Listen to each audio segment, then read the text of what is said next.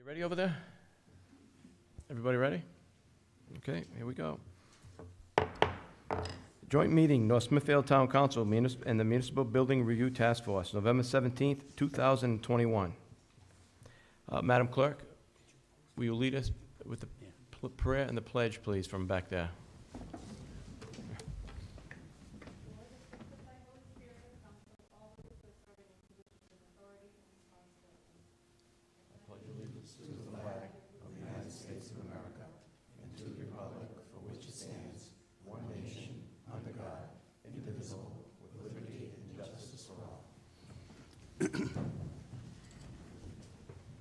Roll call, please.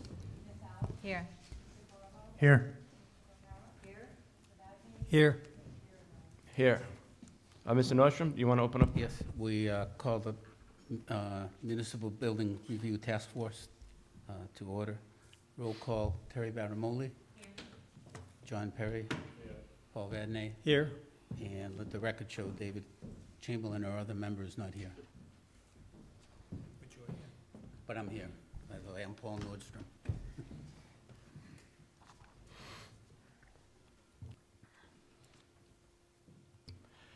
All right, so this is the way it's going to work tonight. We're going to begin the meeting with, first I'll ask the council, any of the councils have anything that they want to say at this point, up to now. And then we will go to the members of the Building Review Task Force and ask them if they want to speak. From there, the Building Review Task Force will ask the architect to do his thing, say what he wants to hear. And then at that point, I think we'll ask the chief to come up and speak. And then I will make a motion to open up the public hearing. Okay? So if anybody wants to be heard at the public hearing, if you, I do have the sign-up sheet over here. Just a question. Mhm. When we have a turn to speak, the chief and the architect will answer our questions. Correct? You can direct your questions to the council, and then they will answer the question. Yeah, one way or another, you will get your questions answered, okay? Just to repeat myself, I don't know if you wanted to be heard, speak during the public hearing, but if so, I have a sign-up sheet, okay? All right.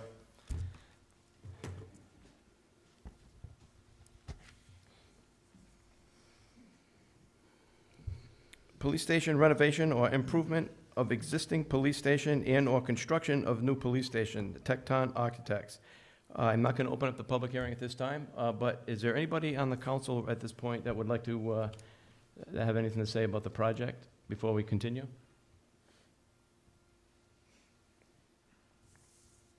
No?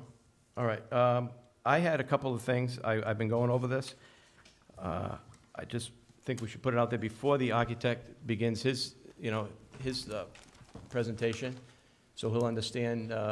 Maybe he can take us down a different road than if nobody was, we weren't getting any input from the council. I think that what's important is that we do have a new police station. I support a new police station 100%. However, I don't think that a new police station at the price of that's being presented, that was presented to us, is necessarily the right way to go. I support a new police station, but not necessarily at a $18 million job, $18 million. Not a renovation. We don't need a renovation. So I came up with a couple of things, if you don't mind, suggestions, and you can shoot them down if you want. I know you're the expert, but I do have also a little experience in this field too. Okay, one of the things I was looking at was and I think it's really the one that everybody was talking about, was the municipal court. Okay, if we took out the municipal court, then with the municipal court, we could take out a lot of the furniture and storage. We could take out the clerk's office. We could take out the judge's chambers. We could take out the interview room. Everything associated with the municipal court. We could take out the judge's chambers. I think security, it would be a different ball of wax if we didn't have to worry about civilians roaming around upstairs in the police station. Mm-hmm. So that would all, I think, add to the cost cutting. There's also a couple of questions I had about possibly, I know that we have a two-bay sally port. Did I read that right? That's So if correct. we have a two-bay sally port, maybe we don't need 2 additional garages as well. Okay, because from my experience is, we've done work in the sally port, and then if you're doing something to your car, that someone's pulling up with a prisoner, hey, you gotta move your car, there's a prisoner coming in. And if there's a two-bay sally port anyway, the chances, I don't know, I'm sure it does happen, but the chances of 2 prisoners being brought in at the same time, and if there are, then, you know, you can make adjustments as you go, I think. So maybe use the sally port, one of the bays is a sally port, if you do need to make any small repairs on your car, and not necessarily, I'm just trying to figure out a way, Yeah. you know. One thing that struck me, if I can ask, is the evidence room. It seems unusually large for the building of that size. I don't know.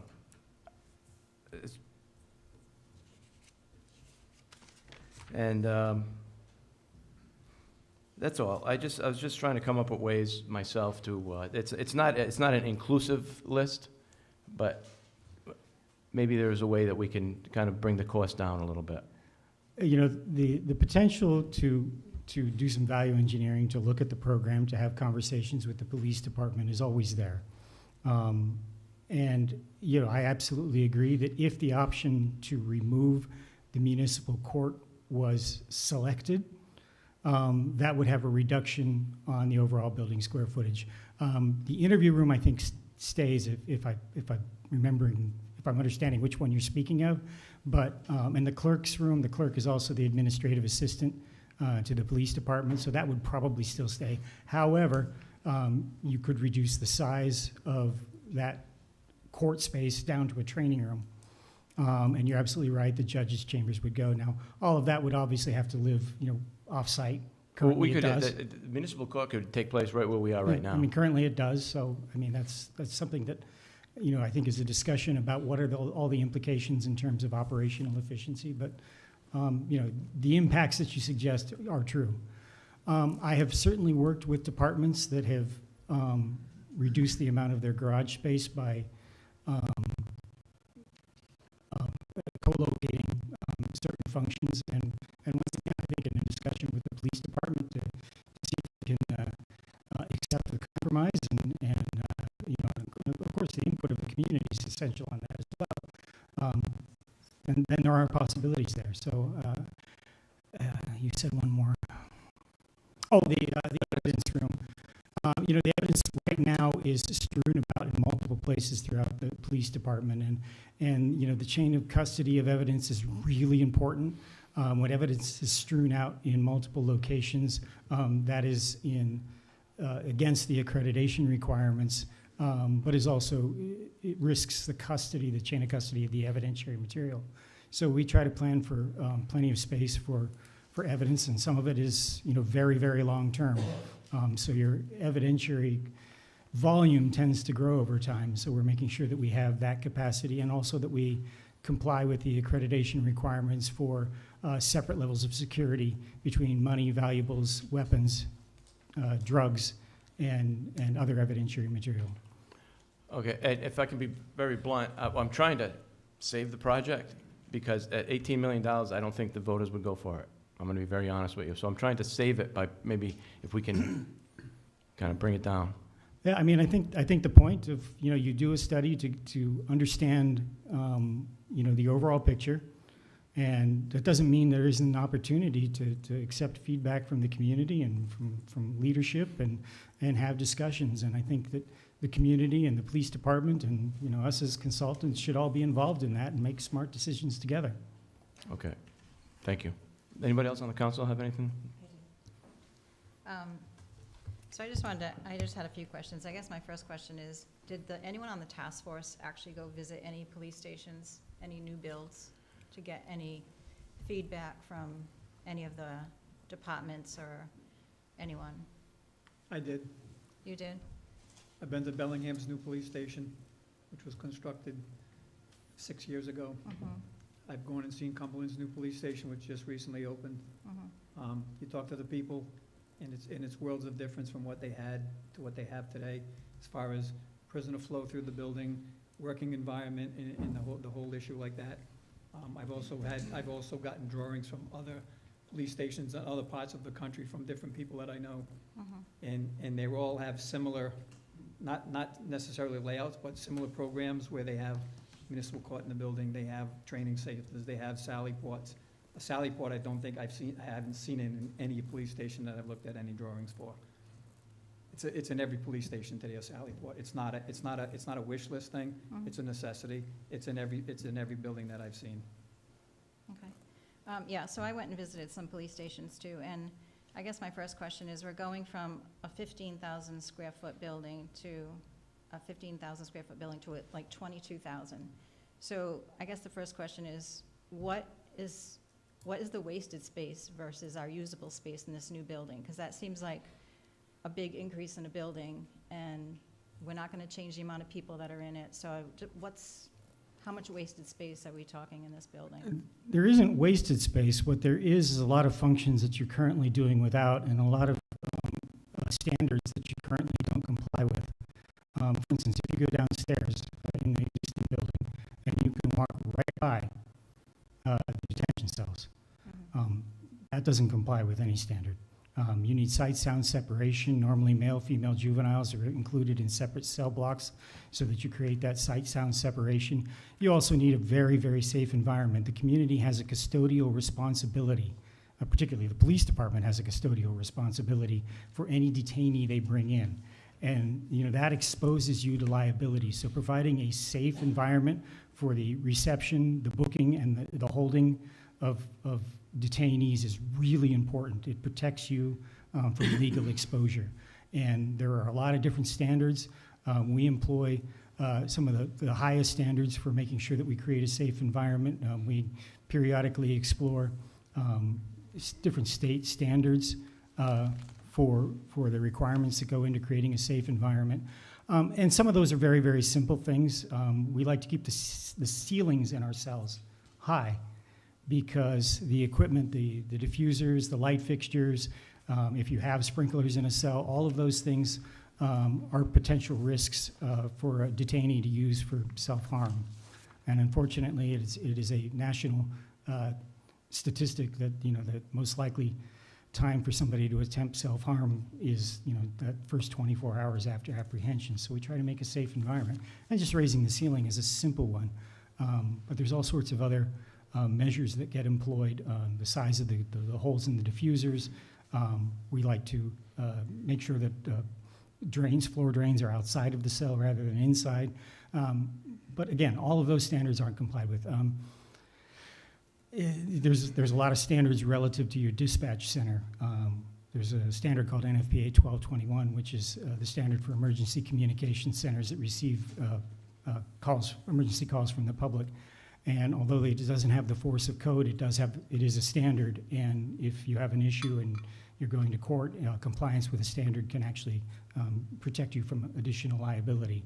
But basically, the goal of that is to make sure that your essential core, your communications core, is preserved and is able to stand up to all sorts of emergency situations and stay operational, so that officers in the field can remain in communication.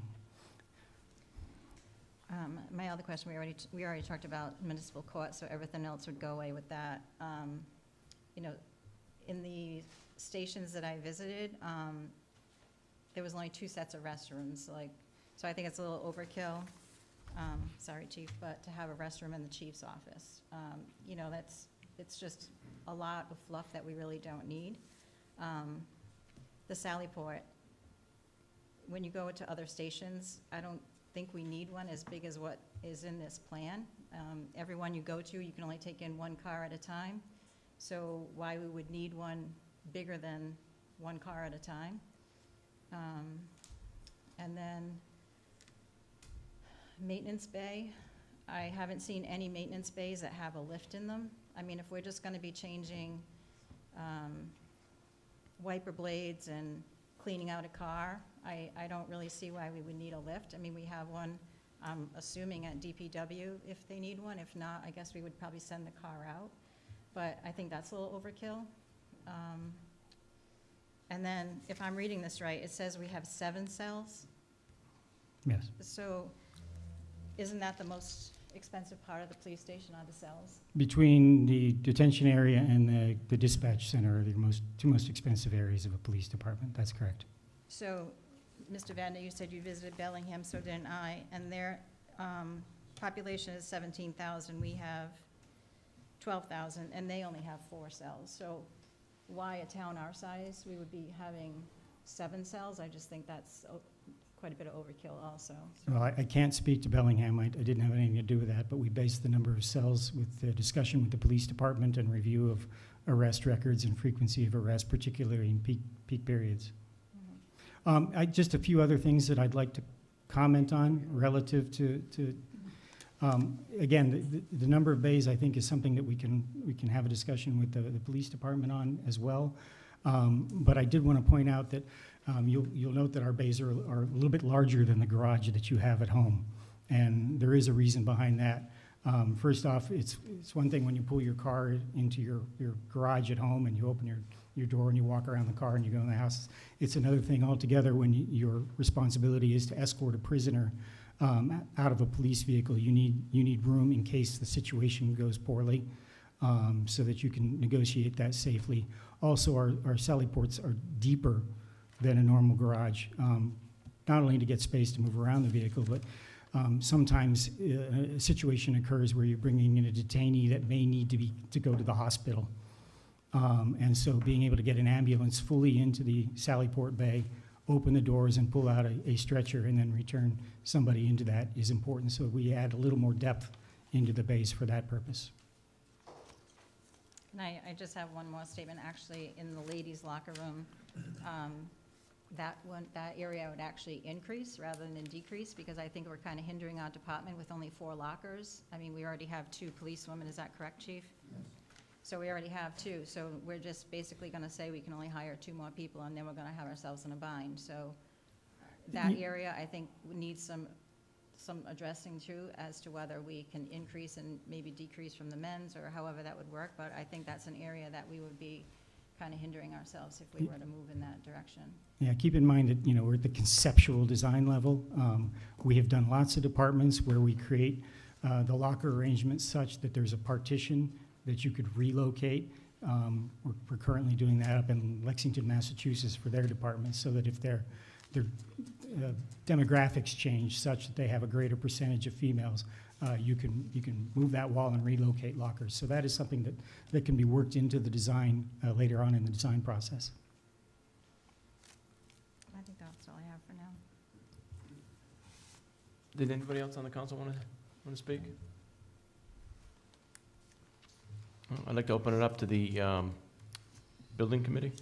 Okay, I'll try to be quick. My name is Paul Nordstrom. I've been on the Municipal Review Task Force since its inception, and I became chair in February of 2020. I want to kind of go brief background how we got where we're at. In March of 2020, the former town council requested an update from the task force on the bond status as it applied to the Bushy School. Keep in mind, this was kind of in the midst of all the COVID stuff, so the timeframes get a little bit lengthened. In July of 2020, I made a presentation to the town council on behalf of the task force. I presented multiple options we had developed on how the remaining money could be spent on the police station. The town council was asked for direction on how we should proceed. There was a lot of discussion, but no direction to us. So the suggestion was made that the town council and anybody in the public be open to a tour of the existing police station. That happened the end of July. In August 3rd, 2020, Councilman Vadnais, on behalf of the task force, once again asked the town council for direction on how to proceed. There was quite a lengthy discussion. Some councilmen thinking we should build a new pump station. Ultimately, the task force was asked to develop an RFQP to get a firm specializing in public safety to conduct an analysis of rehab versus replacement with emphasis on safety, health, and national police standards be followed. They readily acknowledged that the cost analysis would result in more money than was available, and they also realized that that final decision would rest with you all, because it was near the end of their tenure. We developed the RFQ, ran it by the town council to make sure it met the essence of what was required. 3 firms submitted qualification statements, and all of them were well-versed in what we were looking for. Ultimately, we interviewed 2 firms and recommended to the town council that TECTON do the analysis based on their relevant experience and their project team. The council approved that recommendation. Work started in early spring and was completed in September. There's a couple of points of clarification I'd like to make before I turn things over to Jeff. I've heard a lot of what I would term misinformation about how this study originated, and they emphasize on study.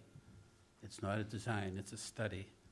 I urge anybody that wants to get the true essence of what that previous town council was asking for, go on YouTube video, look for the August 3rd, 2020 meeting, and I will even tell you that if you cue it to 35 minutes and 20 seconds, it runs to 1 hour and 22 minutes and 13 seconds, which to me is a healthy discussion.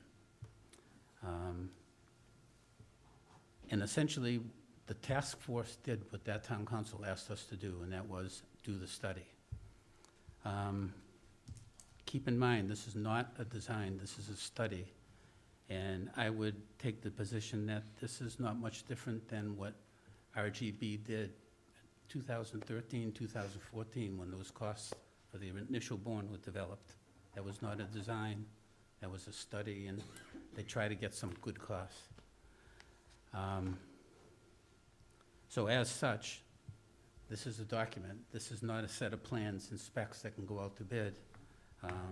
The project needs to be vetted, and that's part of the reason that we're here tonight. So with that, Jeff can give a little presentation. I mean, we have a half-hour, 45-minute PowerPoint, but I don't think it's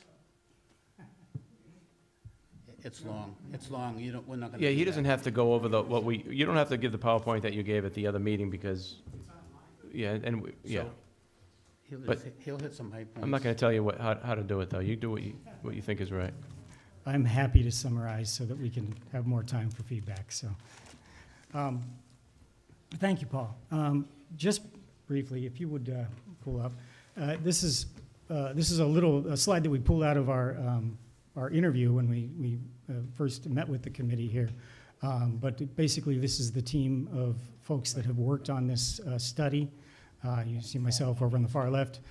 Rebecca Hopkins, who's with me today, has been with me for 10 years, doing public safety facilities. Matt Salad has also been with me just about that same amount of time. Derek Bride from Consulting Engineering Services did a lot of the work reviewing the mechanical, electrical, plumbing systems that currently exist in the station and Rotary Port. Sean Martin represents Fuss and O'Neill, who did a lot of the site evaluation. We also have Johnson Structural Engineering down below, who wrote the structural evaluation report that appeared in the study. And Ryder Levitt Bucknell is our cost estimator out of Boston that runs the estimates that are included in the report. So that's the whole team. But I was asked to give a little bit more about sort of the public safety history. And now I've been doing public safety facilities for just about 35 years. I've got them down in Florida and up in Maine and out West Coast. And so there's a lot of different work that I've been doing. The last 15 years of that was with TECTON Architects. Prior to that, I was with another firm for 20 years doing this kind of work. And we have 150 plus public safety projects on the team resume. So the entire team has had a lot of experience, and a lot of the consultants that I showed you on the previous slide have been working with us on police stations and fire stations and communications centers for a very long period of time as well. Also, I have been a member of the International Association of Chiefs of Police Community Policing Committee, and that's been a really tremendous opportunity for me to see policing across the nation and even around the world. I got the pleasure of being a judge of the Community Policing Award that the IACP gives out. I did that for about 15 years, and it's really intriguing stuff. But one of the things that we talk about in community policing is making sure that the department is building a relationship with the community, and I very much see having the opportunity to discuss this in a public hearing like this is one of those opportunities to further that relationship. So I take that very seriously. Just recently, Rebecca and I were asked to participate in judging of the Law Enforcement Design Awards through Officer.com magazine. So we just completed the judging of that about a month ago. Long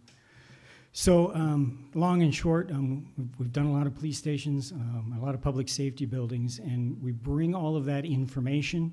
I like to tell my clients, I'm not here to tell you what you must do, but I'm here to bring you the advantage of all of that experience, to show you the ways other departments have solved space problems and what they have done, and to represent not only all of the standards that are out there, the accreditation standards, but also the best practices in police facility design. So all of that information is brought to the table when we do a project. So briefly, I'll give an overview of the study process because I know you've got questions.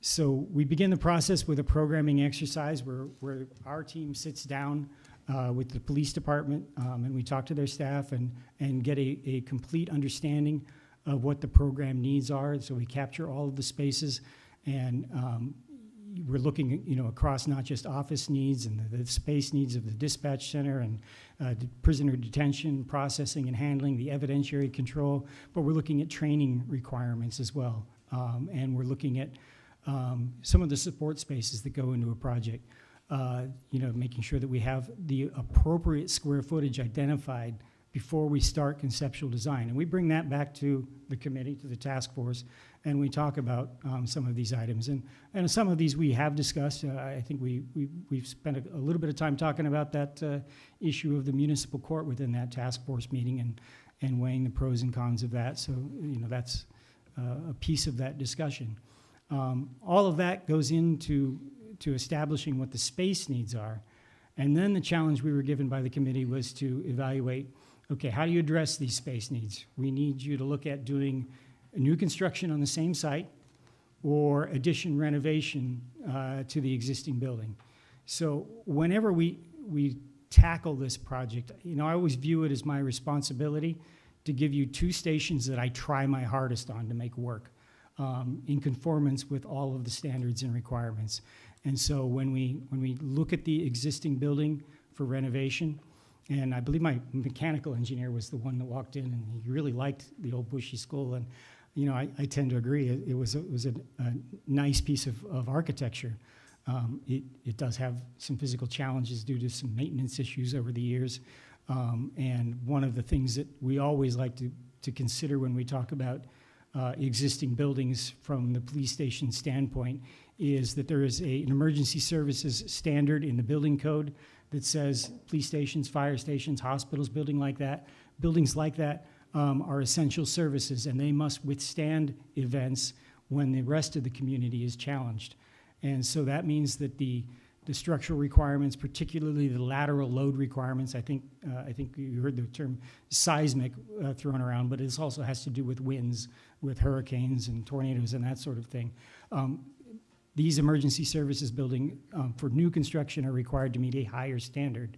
Whenever you deal with an existing building, particularly a historic building like the Bushy School, we're dealing with a building that does not meet that standards. Now, within the building code, as long as you maintain the use, so I don't change the use of the building, you are allowed to do this. But, you know, as a community, I always warn you that when you do that, your building is, at least that portion of the building is not going to meet the standards for an emergency services building. So, that being said, we took on the challenge of trying to fulfill the programmatic needs with the existing facility. One of the challenges that we did run up against was accommodating the parking to support the municipal court because the building was so close to the roadway, and so we wrapped a parking lot around the side to try to accommodate that volume. And the other big challenge that presented itself beyond the conditions of the existing building was the number of levels that exist inside that building. So it's unusual that you walk into a police station and immediately are faced with stairs.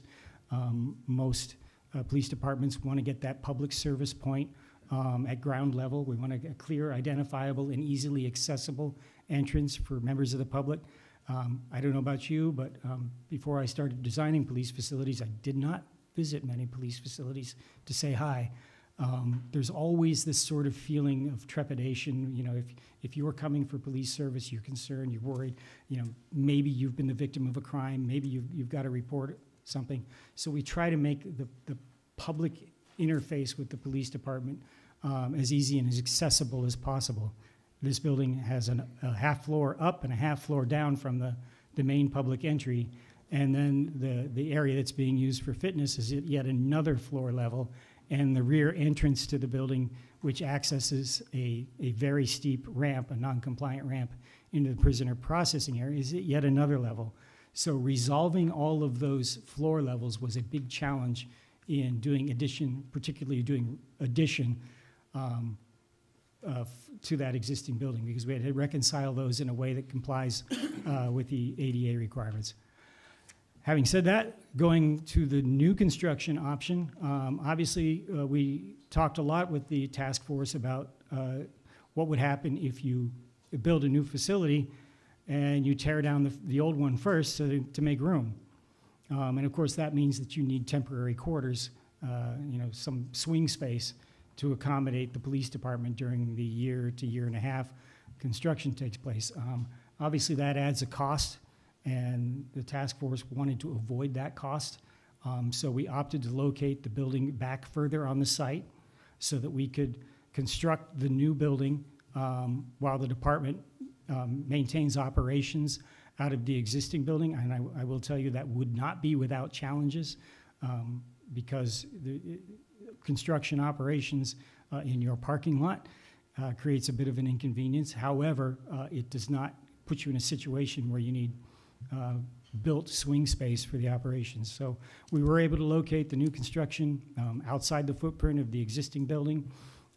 We maintained the tower and its right-of-way on the site, and we're able to accommodate the parking for the court as well as for the police department, for the cruisers. And I'll just tell you a little thing about police departments. They're unique on the parking situation because you've got the department staff, and then three times a day, you have your shift change, which means you've got two shifts there simultaneously. So you've got those cars, two shifts of cars, plus the department fleet. And if you got any visitors, you know, that becomes a real driver for parking spaces for a police station. The municipal court added on top of that is also adds a greater parking need.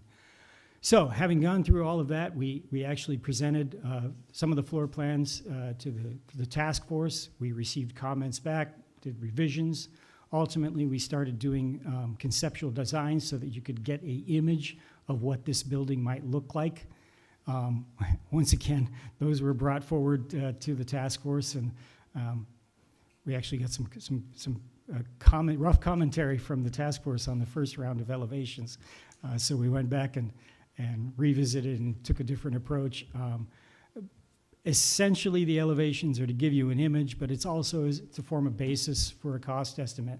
I learned a long time ago in this industry to be very careful about how you approach cost estimates, because it's very easy to want to tell a story, and it sometimes is more difficult to stay true to facts. So I always use outside cost estimator, an independent estimator, to take a look at the design drawings. We try to describe the scope of the anticipated project as best we can, and we get them to put an independent number on that project. And we go forward with that estimate. We do apply some of the other costs that are necessary to get a building built. So, you know, there's the construction cost, which is the actual bricks and mortar, the things that go in the building. But then there's all the soft costs that go along, whether you're buying furniture, communications equipment, the design services of architects and engineers, the materials testing, all of the things that go to make up a full project. And then, of course, there are contingencies applied to that. One of those contingencies is escalation. We have our estimator, we tell them when we anticipate the project might move forward, and they consider the impact of escalation on that.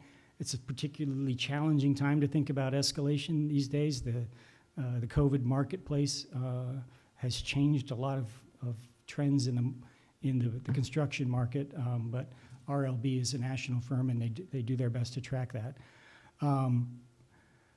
Once we have those estimates, we put the packages together, including all the soft costs, and then we're in a position to bring to the committee to make a judgment about which option provides the best value. And I will tell you, despite the efforts that we made on the addition renovation, although it fulfills the programmatic requirements, the police department felt that it sacrificed certain effective adjacencies because of the necessity to locate things on different levels. You know, we made a particular effort to create a grade level public entry so that we could have an accessible entry to all, and we located an elevator in there, but that put the dispatch center, which is the primary receiving point for visitors to the station, at that half level. For the department, they like having the dispatch right there with the rest of the staff. So that and some other issues we had with vertical circulation at the back of the building, at the end of the day, the decision was that the new construction resulted in a more operationally efficient layout, and you know, the cost delta between the two options seemed to warrant that. And that brings us to the point where, you know, the task force has made a recommendation, and now we're in discussion with the community about where we move forward. So I tried to pull the whole process into as short a time as possible, but yeah. I'm sure we'll be pulling more information out of you as the night goes on. Chief, did you want to speak?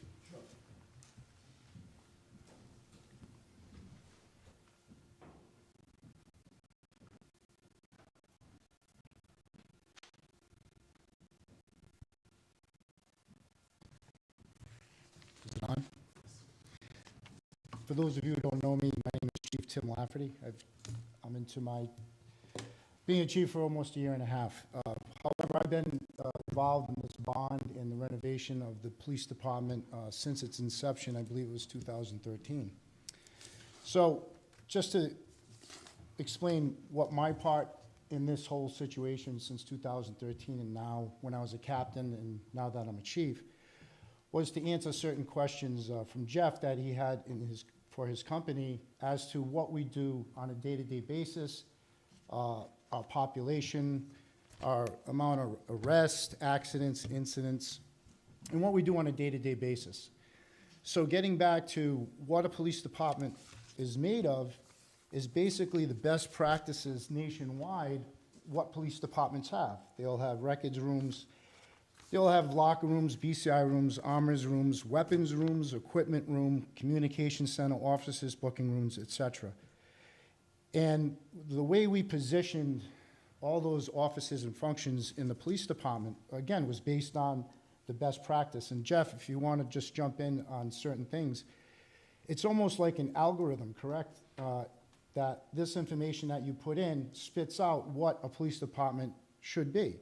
So not to call it a wish list or amenities, it's just a department this size with this population, this is what they should have. Am I right? Definitely, we take into consideration community and department size when we put together the program. There's also a lot of input that we gather relative to the way the department operates. So another community of the exact same size in a different locale may have a slightly different program. But if they have the exact same operations and the exact same sort of data input, then yeah, the square footage is going to be pretty similar. So just to answer a few questions, so the municipal court part of it. So we were asked, and I was asked, would you want the municipal court in the police department? And my answer was yes, because it would be the most convenient. It'd be a central location. People would know where to go. If we had the room, it would be nice to have it there. I think way back when I was a captain, if my memory serves me correctly, I believe the renovation of this town hall, this was going to be the municipal court because of its size and its setup. So I don't know where we're at with that. Our municipal court is Scouters Hall. Has anyone been to Scouters Hall? I mean, the town administrator went there one time, and the steel broken seats that they put out for sometimes we'll have up to 100 people come to municipal court. So is it functional? Yes. Is it the best face North Smithfield could put on a municipal court? Absolutely not.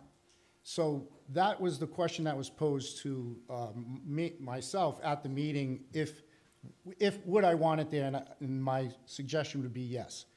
Is it a necessity?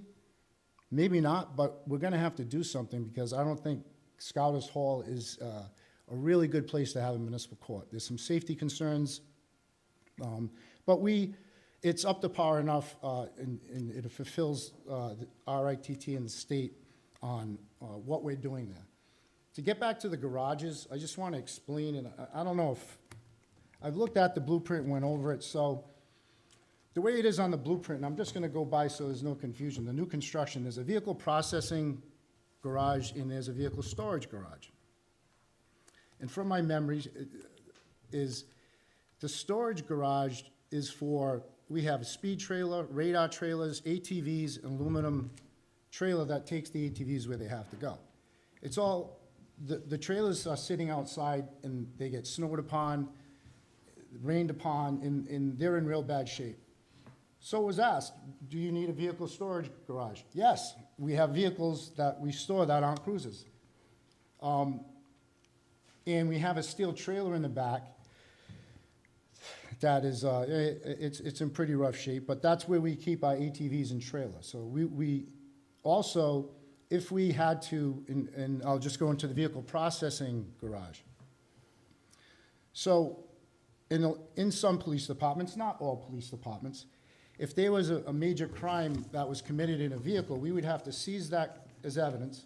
We would have to have a secure place under camera and lock and key to process it, and process it with tools so we could get evidence if there was a murder, if there was a felony assault. So it would be used for that. I also, in discussions with Jeff, brought up the time, from time to time, vehicle maintenance. So at one meeting, I had suggested a maintenance, changing out headlights and taillights.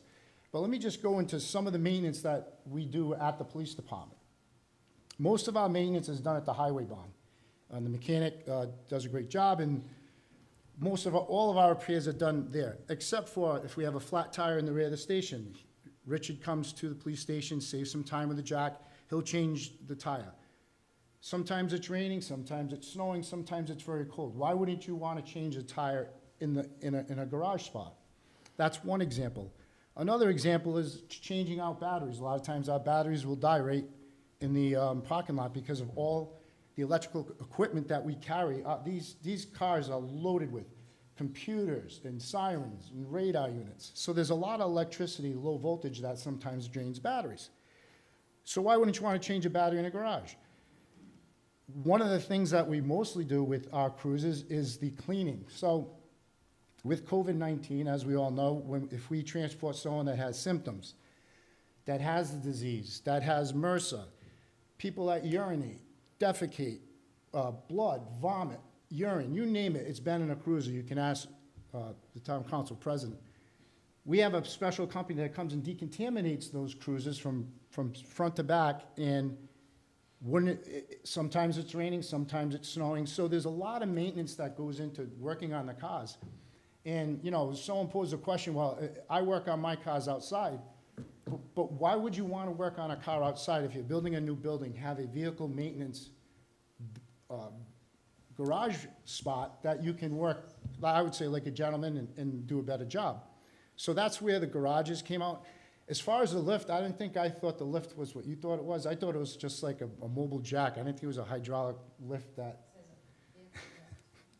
So maybe it was me, I missed that, but I didn't think it was as good as a lift like they have at highway.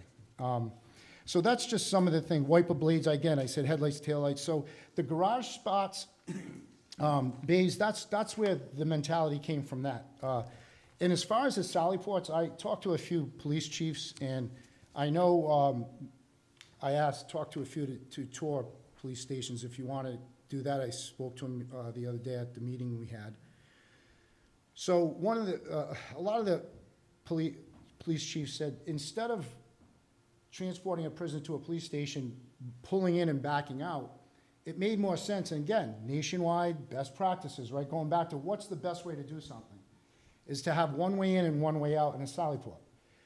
They have them at the prisons. You pull in, the gate comes up. As you pull in the sally port, the garage door behind you closes. Prisoner goes in, the other garage door opens, and you leave. It's just the best practices. Again, it's conceptual, it's a design, it's what other police departments are doing. Is it a necessity? I don't know. We can always talk about that, but when you're going from a project, what do you need? These are, and again, need loosely. What are other police departments doing, or what do you suggest? What would be the best way to do your job? In what kind of a room? What kind of an atmosphere? So those are just some of the questions. And as far as the locker room, and I'm glad you brought that up. The locker room, and there's a few other examples of the building as far as square footage and extra rooms, is this concept isn't a concept for today, tomorrow, me as a chief, 10 chiefs from now, the men and women that work there now, it's a 50-year building, I believe. So where are we going to be at in 50 years? Some of us might not be here in 50 years, but we need a building the way they design them now, best practices, is to design it with some expansion. So the women's locker, those women, it wasn't meant that we're not going to hire more women than the lockers. It's just statistical data showed through whatever computer program is throwing these lockers. Because I even said, hey, why we have all these lockers? Like, we don't have that many guys. Oh, Tim, it's because it's for the future. It's conception, right? I talked to the Cumberland police chief, and I think he has 10 extra lockers. Don't quote me, but it was something like, it was a substantial number of lockers more than what their personnel was. So again, ladies and gentlemen, have to understand that it's a conception of the future, not just right now, and it's best practices. This room, this living room for a family of 4 should be this big. I think that's what a lot of these designs for a police department that's where we were coming at, and that's where the conversations were. So, there's a lot to go over inside the department, and I look at this as if this was my own family and these were my kids and that was that house. If I had to choose to renovate that building, and it was my money, or I could build on a lot I owned across the street, new, spending this amount of money, there's no doubt in my mind that that's the choice you need to make, because it's the hidden cost in renovation, especially in this building, because I face it since I was head of maintenance as a captain. It's just, it turns into a money pit. And when this was started out, and again, I believe it was 2013, the bond was passed in 14. Look at how much time has gone by, and nothing's been done to the police department building other than just keeping it up, because there was no money really spent on it in a major way. However, even if you pass the bond today, by the time this project would be shovel ready, in my opinion, knowing what I know about the building and what I've spent, there's gonna be some money that has to be spent on that building to keep it open to the public. So you're still gonna have to spend money on it, whether you build a new one or renovate it, because that's how far, we're only grandfathered in as the building being usable because we're a public entity. But if you had to take a house inspector and go through that, or, you know, put it up to the codes of today, it wouldn't pass. So do you want a building like that? I wouldn't. I don't want a building like that. And again, it's the people's choice, but if it was my personal choice, knowing what I know, that's what I would do. So,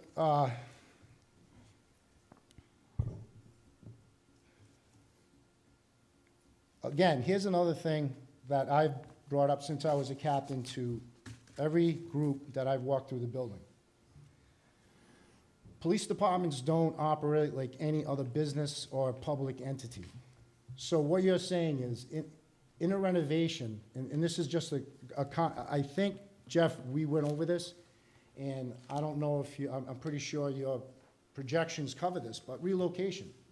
If they renovate it, we can't be in the building. There's gonna be a substantial cost on trailers, evidence room, external, atmospheric conditions that have to be controlled in evidence rooms, records rooms. There's a lot of stuff. The communication center. We looked into using the old town hall if the process of moving the town government from the old town hall to the new one to retrofit just temporarily the communication center and a handicap access cell and parking for the cruisers, because we're gonna have to still operate 24/7. I think, like state police did in Lincoln, and these are the conversations myself and retired Chief Reynolds had, is it would be a much better transition. And I spoke to a couple of chiefs on transition, especially Chief St. Sauveur. He said that was a headache, that was bad. As well prepared they were to make a transition from the addition and where they temporarily were doing business, it was a headache. So again, as a professional and doing what I did, do as long as I did, the question was posed, like, what would be a better transition? Build new, move out of that one, move into this one, key ready, and then demo that. So there's another way that me as a chief looks at it, as the transition is a lot smoother. So I just wanted to. Chief, if I may, Yes. you are correct. The temporary facility costs were included in the addition renovation budget. Thank you. And again, there were oversights made. I think if my memory serves correct, Studio Miha with the asbestos, and it wasn't caught, and then there was abatement costs with it that was added. That's just another hidden cost in renovation, and even if you build new or not, you still have to remediate it.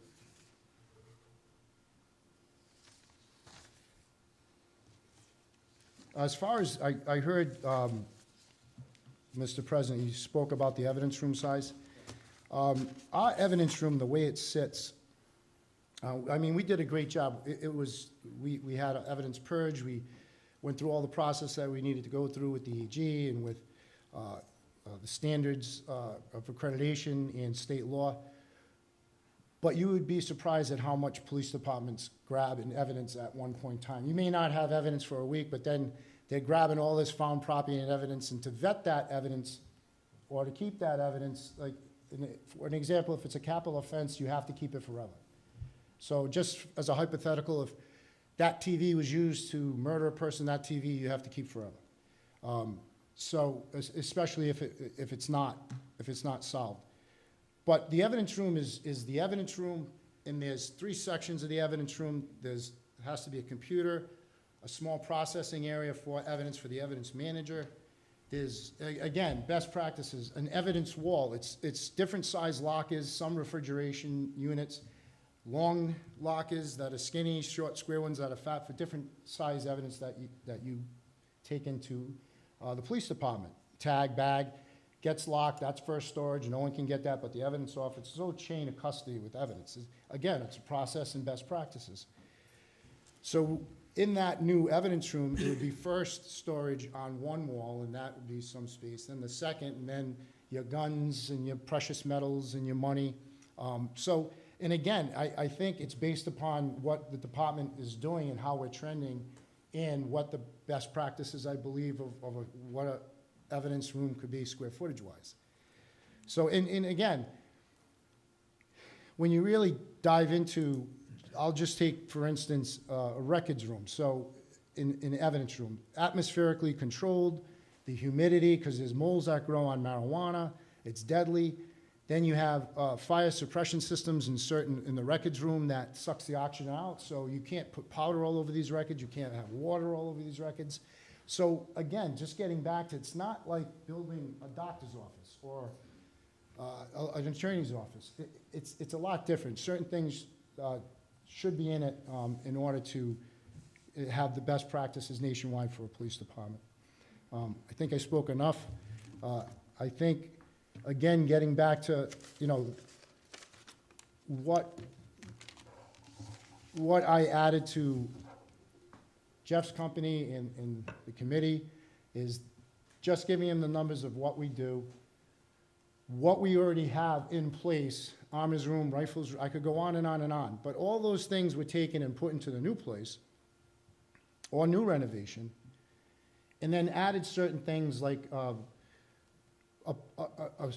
nice office and desk to do arraignments and releases. When we take people into custody and we have to release them, they have to have a JP that shows up. Having interview rooms, again, for the public that gives them their privacy off the lobby, so we're not discussing your business in the lobby, and we're not pulling you into a hallway where there's detective's office and captain's office and lieutenant's office, because if you're going to want your privacy, because when most people come in to a police department, they have, you know, something they want to ask you that's personal. So it's little things like that to have a nice interview room off the lobby, so we could use it for interview purposes on the first people that walk through the door. So there's a lot of examples of certain sections of a police department, and I just wanted to, you know, in the bathroom in the chief's office, it was just, I mean, I think Jeff suggested, hey, we have room, we have the plumbing here, this is here, you think you should have that? Oh, yeah, why not, right? But I don't want it to make it look like it's this huge wish list that we're running in, and I take, you know, I don't like when people come up here and say that the police department's getting treated different. Why should we treat them? Why would we put this money in this building? This is true infrastructure. It's a brick and mortar building. It's going to last so many years. It's an investment. Yes, is it a lot of money? And I'm not saying spending $18 million. But what I'm saying is, why can't we have the concept of building one, start with the police department? Or we already did the schools, right? Started with, did some of the schools, then the police department, then the highway. It's almost like a plan that has to be put in place that these things have to be replaced. And when you replace them, they last a long time. And when you do replace them, it's not for the people in the room here. It's for the people that are going to be here 20, 30, 40, 50 years. I don't know the longevity of the buildings that, I mean, I think that's what was brought up. There's a 50, 100. Whatever you build that building out of is how long it's going to last, whether it be wood, metal, masonry, granite. It's all what you put into it. It's an investment. So as a chief of police, when I got sworn in, we need a new building. A renovation, I think, would be a waste of money. I think it'd be a money pit. And the amount of extra square footage, when we went over this, as far as a green building, would cost a lot less per month than renovating. You'd have a lot less wasted space. So that's how I look at it. And I think I sat in enough of these building committee meetings with different, not even the president. There's been a lot of people that have gone through the committees and a few town councils and a few town administrators. So thank you, and I will answer any questions. Thanks, Chief.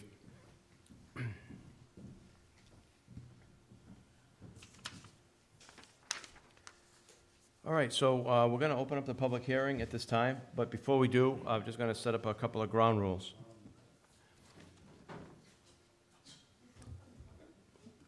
Well, the rules you had the other night at the council meeting, I hope they're not like that.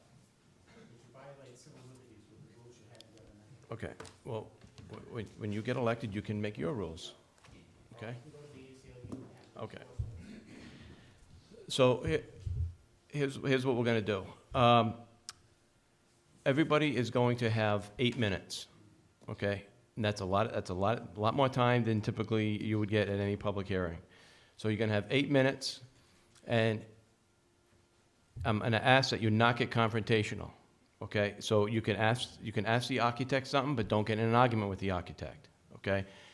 He's gonna ask you ask him a question, he's gonna answer your question, you move on if you have another question. Don't argue with him, okay? If you want to address anybody on the council, feel free to do that. If you want to address a solicitor, you address the council, okay? That's how we're gonna do it. Also, there's gonna be a tendency for some people to want to go back in time, 2013, 2014. If that's the way you want to spend your 8 minutes, that's fine, but we are where we are today, all right? The former council made a very wise decision to go out and hire this highly qualified architect to do this. You can play shoulda, coulda, woulda all day if you want, but this is where we are today. So this is probably where, you want to talk about this particular building, that's fine. Or you can waste your time talking about the past, that's up to you. So I will entertain a motion right now to open up the public hearing at this point. So moved. Do we have a second? Second. Any further discussion? Roll call, please. Yes. Yes. Yes. Yes. Okay, now before we call up the first person, I was asked by former Town Administrator Gary Ozovsky to read read a letter that he asked to be read into the record, and Councilman Corvo is going to read that right now.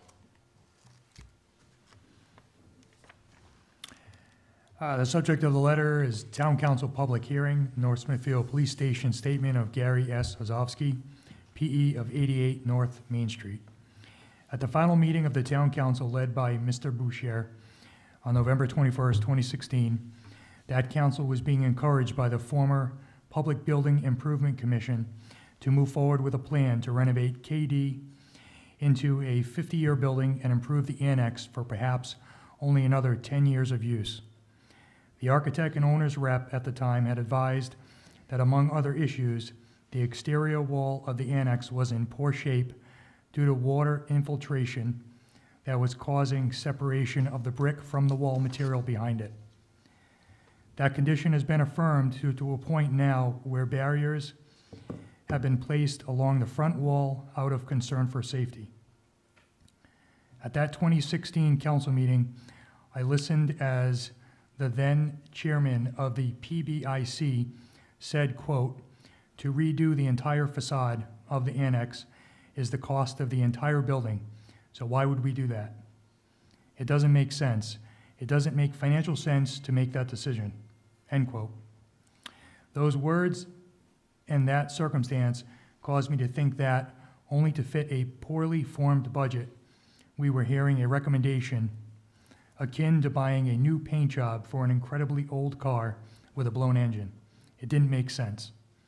In my opinion, then and now, going forward with that, in quotation, skinny restoration of the annex would have the same long-term result as the, quote, savings that were realized in the 1950s when the decisions were made to build Hallowell, we know today, instead of a more traditional school. We saved money, but now we will demolish most or all of Hallowell. Surely that 1950s action wasn't the right value decision. By comparison, just 10 years or so after the Hallowell action, when decisions were made to build the high school, a properly designed traditional school structure was built that is serving us well 50 years later with a good chance to serve another 50 years. Our decisions on public facilities must pursue the best value, not just the cheapest price. In this case, the best value can't be a limited restoration of a weak structure with an assortment of limitations for use as a modern police station. As decisions are made, it is important that we learn from the past. From Hallowell forward, we have been underserved by inaccurate estimates from consultants. At NSCS, cost-cutting hurt the project. On the subsequent school plan for Kendall Dean, an architect missed a floor and the project failed. In 2014, Drive to squeeze so much from $12 million in bonds, each of the three target projects were woefully underfunded and unable to be accomplished within the approved funding. Though well-intended, mistakes like those, whether they be paid consultants or volunteers, have unfortunately only mired the town in controversy, finger-pointing, and stalemate. That must stop. In this case, consultants selected for their extensive successful history in design of public safety buildings throughout the region have presented a plan and a cost estimate that gives North Smithfield opportunity to create a 50-year facility. Few, if any, of us have qualifications or design experience to override or ignore the recommendation. If action is taken to move forward to a bond question, it would be the first time that our town has taken steps to create something that was truly professionally designed specifically to be a police station. Think about that with consideration to what has been built over the years in every surrounding community. Some have built one, possibly two, and/or expanded, while we have yet to build our first. In November of 2016, I argued against approval of a new police contract because I didn't think we could afford the impact of that contract. I have no interest in to ingratiate any group of town employees or citizens, and I have no interest to overbuild any structure. My interest is only to pursue the right facility and best long-term value. Do I wish the cost was lower? Yes, but we cannot fall back into kidding ourselves. Our municipal building task force is comprised of an exceptional group of individuals who have repeatedly demonstrated the ability to extract value from a design and construction process. To allow their continuing work in our behalf, I encourage this council and every resident to support putting this project out to a referendum. Let's not kid ourselves any longer on what our police need to provide their service. As a former town administrator, I am keenly aware of the town's many needs. It is with benefit of that knowledge that I say this is a critical action for acquiring vital infrastructure at the best long-term value. Thank you. All right, so first on the list, Anna Parsons.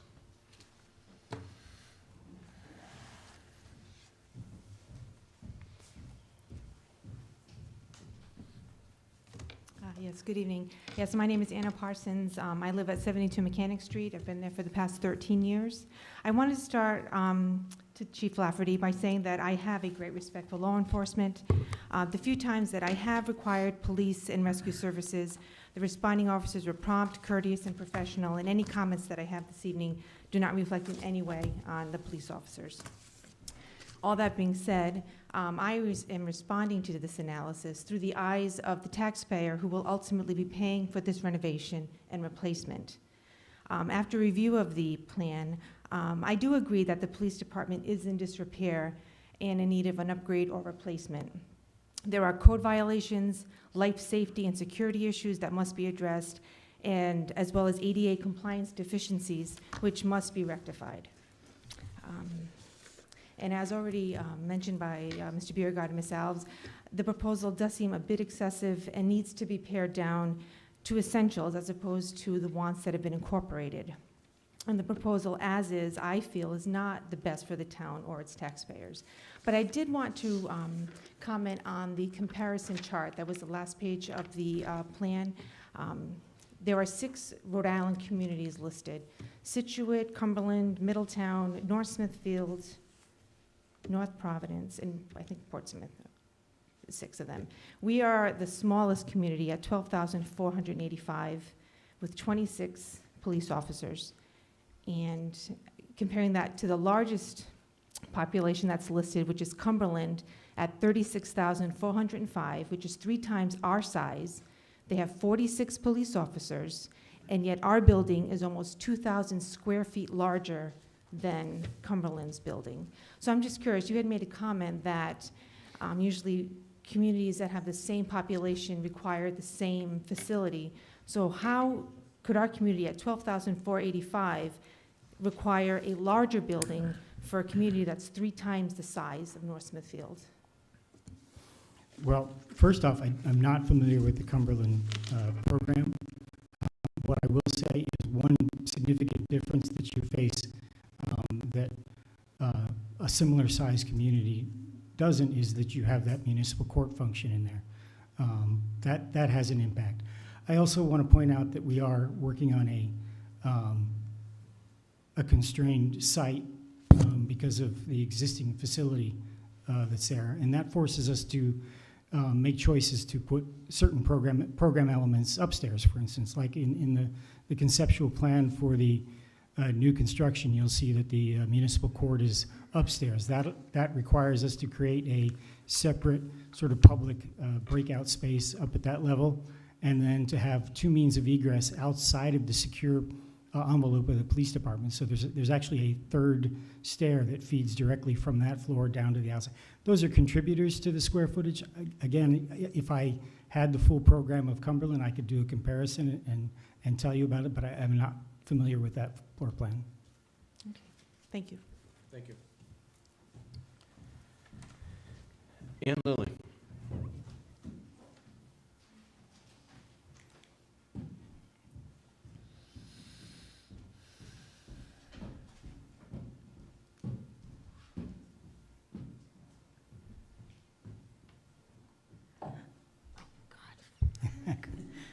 Good evening. I want to thank Anna for going first, even though I was the first to sign up. There was a couple of things I had wanted to say, but I was hoping that this whole discussion that we're having about the police, about our future potential police station or renovated police station, would be a discussion that would talk about the needs and wants of the police department, but also the needs and wants of our community. I think it would be an opportunity for us to open the conversation about what our expectations are of the police. And I don't want to open this by being a liberal bashing anti-police person. I want to respect the police, that they have to handle situations that we don't want to handle. And that as a community, they're often picking up the pieces where we have failed. So recognizing that, I would like us to also weigh what is the things that they absolutely need and what is it that they want, and how can we best back them up and give them that. But part of this wider perspective is that we can't afford $18 million because we've also, in our community, have been going through the process of talking about a senior center and a community center. And we can't, at $18 million, afford that. To the senior or the community center. And, you know, I have a problem seeing a gymnasium for the police officers when our seniors can't have a gym and they can't work out and they can't have exercise programs. So I'm hoping that we don't put ourselves in a box of choosing an expensive option that's going to cost us in other realms of our community. At this point, as a member of the Parks and Rec Commission, I have asked the Heritage Association to use Heritage Hall to teach arts and crafts classes because there is no open facilities in our town for that. The municipal court is taking up space in Scouters Hall, which could be used for parks and recreation activities.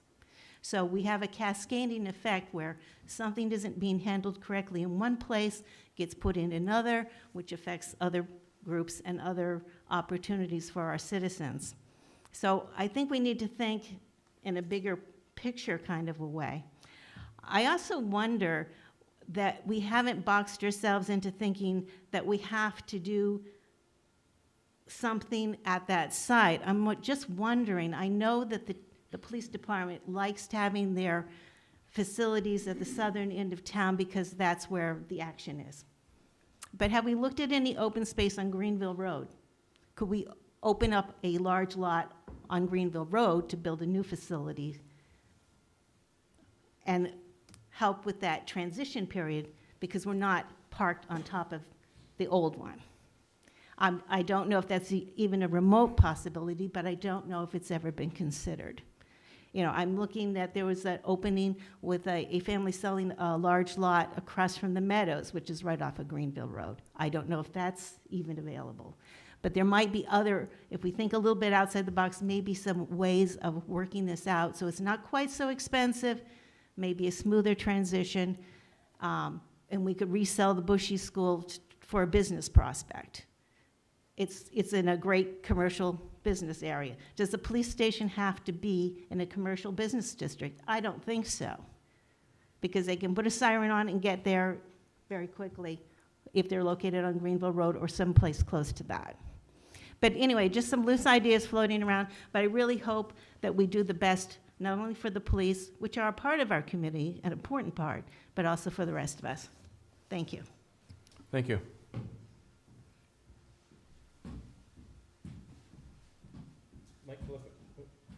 Mike Clifford. No, Mike Clifford.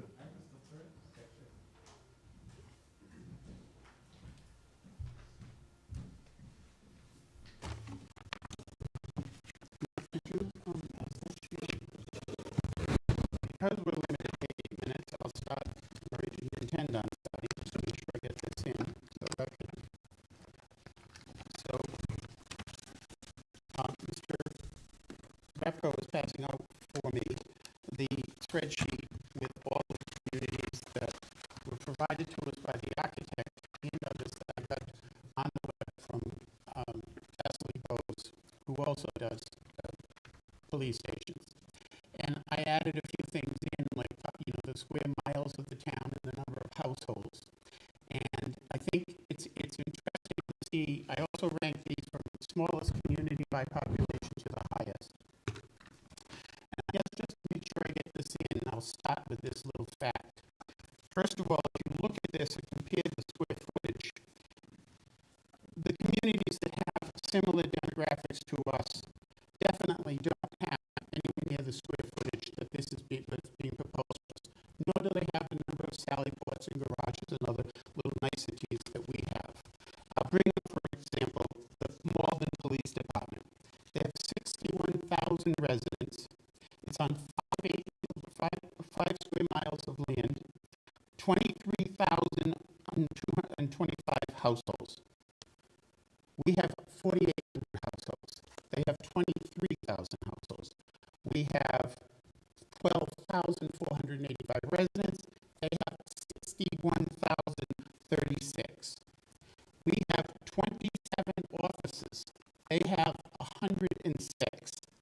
Their building was built in 2014. It's 24,000 square feet. The one we're proposing is less than 2,000 square feet. We're proposing to build one 22,214. That city, that size, with that many offices, is working out of a brand new, fairly new, built in 2014, state-of-the-art, 24,000 square foot building, with a construction cost of $12,300,000. I spoke to the officer today at that station and said, I'm collecting these demographics and the numbers and everything, and I'm having a hard time understanding how is this for real? There are some other communities that have similar sizes, like Medford, Mass. Has 100 police officers, but their building is 35,000 square feet. But this is 24,000 square feet with 106 police officers. And I said, how are you handling this? And he said, well, what I've been saying all along, most of the staff is patrol vehicles, and we like to have as many cars out on the road. So out of 106, if we have 60 or 70 that are patrolling, they're not in the building. They come in the building and they leave after roll call or whatever small thing they do. And they're also split into 3 shifts. So he said the only thing that's left in the building for the most part is the administrative staff. And I said, you have left lockers for everybody. You should. Yeah. And this individual that I spoke to, who was one of the, I think he was a lieutenant, if I'm correct. I left my notebook at home, sadly enough, was the union leader, not the president, but he was in the union leadership, an officer in the police association union in Malden. And they were fine with what was being built. They were absolutely fine with it. And I said, well, come on now, you're in it now, and you've been in it now for a number of years. Seriously, no one has a big issue with this building, and you're not bumping into one another, and it's very comfortable and everything. He said, yeah, for the most part, yeah. He said, have the guy that you give $100 bill to, and he's gonna say, well, that's not a crisp one, I want a crisp one. But he said, those are, here and there, a handful. But he said, for the rank and file, we're content with it. They have a lot of facilities in that building that, we're bringing into this one. And, I just want to point that out. So no way, Jose, do I believe that we needed to have a plan put in front of us with 22,214 square feet of space in it. And the second page of that handout explains a question that was asked by somebody. Why is why is this so much larger than others? And first of all, Cumberland is, I put in the square footage of Cumberland for the police for 14,500. I changed the number that TECTON had because that's an EMS building. It's EMS and it's police. It's not just police. So I called the police station, spoke to the chief, and asked how many square feet are allocated to the police department use. 14,500. Gee, isn't that funny? That's the exact same size as Bushy School, just about. 14,000 square feet. Cumberland has 13,276 residents, 3 times the amount that we have. And Cumberland has, households, that was households. And Cumberland has 3 times the population that we have, 36,000. So they're working, their police department with 49 offices is working in a 14,500 square foot building. So, this is, I believe that the whole thing coming forward here is extreme excess and just bordering on the declared ludicrousy to even suggest this. And as you continue to look at what's happening, by the way, Situate's population on the spreadsheet that was given to us by TECTON had the population for Situate, Rhode Island, 18,834. I'm pretty sure that's only 10,384. But Situate's much smaller than us, our school system, everything, and I looked on a couple of sources. So that explains part of the problem is the Cumberland square footage intrigue. The Malden I've gone over. The North Smithfield, I want to know where there is a community this size that ended up with the amount of square footage that you have in these plans for garages. You can call them what you want. You can call them the vehicle storage garage or the vehicle maintenance garage or the Sally port, but it comes to 2,560 square feet of space for garages. 2,560 square feet of space. A Sally port of 1,080 square feet. It's not it's a two-bay, but it's in length long enough that I went to a police station similar in size for a single bay, and I looked at it and said, gee, couldn't you fit 2,000 here if you had to? And he said, oh yeah. And the dimensions on that garage that measures 1,080 square feet in the plans that I looked at was 36 long. 2 cruisers, 36 long. I think you could squeeze 4 cars in that alone if you had to. Okay, and I'm not saying let's do that. I'm just saying this is excessive. By my calculations, you get another what you call a 2-bay garage, 960 feet. 960 feet, 30 by 32. Again, I'm guessing 4 cars could fit in that thing. And then you've got the little vehicle maintenance of 540 square feet. I'll say only 2.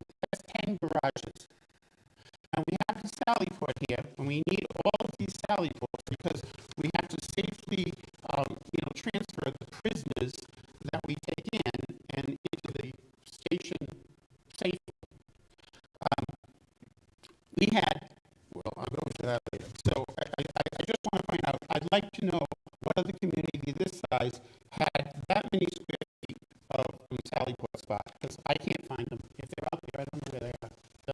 Not just Sallyport, but total garage space, okay? And Malden certainly doesn't. And Malden has a lot more arrests than we have. So I think the second part was, and Actually, your time's running. I'm glad, oh my God, okay. I'm glad you were listening last week, a couple of weeks ago when Mr. Racco and I spoke, because we did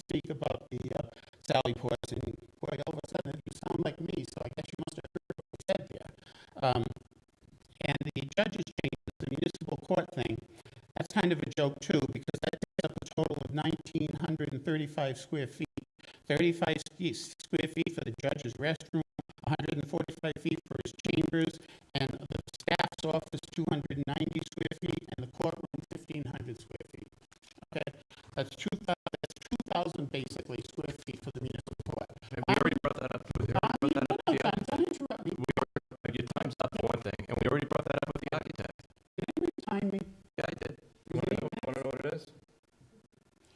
Yeah, let me. 9 minutes and 39 seconds. What do I have? No, you're at 9 minutes and 43 seconds. 44. Yeah. Well, the municipal court meets twice a month for 2 hours a night for those who are interested. The municipal court judge gets $6,000 a year for being there. And the administrative assistant is the chief's secretary, which has been the case, and she has another office in the building. So all of that was absolutely nonsense. And I'd like to know what community has our size a municipal court in it, and why would we want the municipal court in that building, in that area? It seems to me that this building is just, if you took out the municipal court and you took out the garages that we have in excess, we're down to what we should be having for square footage. That's exactly what we talked about. Yep, that's it. I had a million things to ask them, but I'm not allowed to ask because I thought we were going to be allowed to ask during the presentation. So I'll give you 2 other documents if I can. This is the crime factors. Mike, could you pass that out? And I think you need to, you have to analyze the data, and I'm wondering what data he analyzed that he came up with, how many cells we needed, and how many sally ports we needed based on, how many times do we keep people in the cell? Nobody even keeps a record of it. We don't have a record of one, just a log of who's in that cell. I'm sure there's a cell log. I'm positive There isn't a cell log. Positive. Is there a cell log?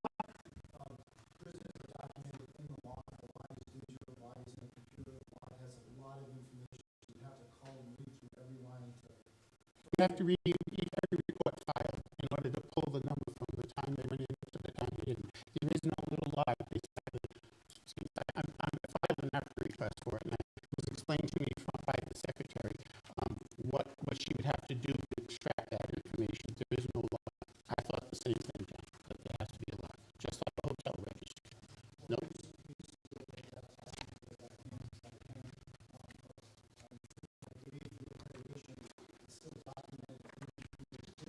I'm sure it is.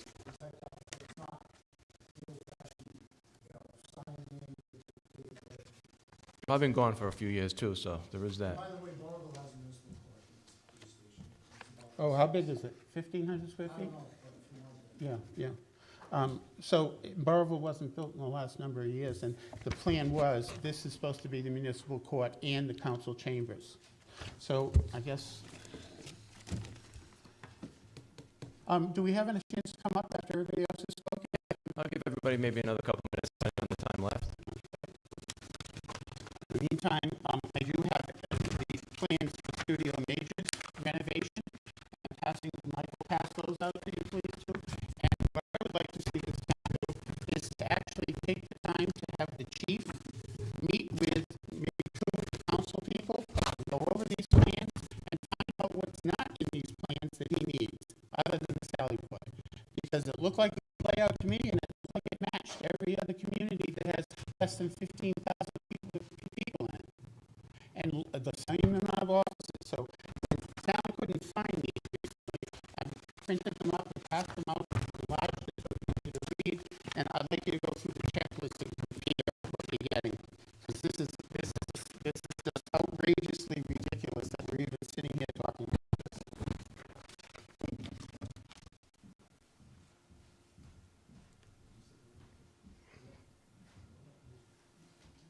Jeff Porter.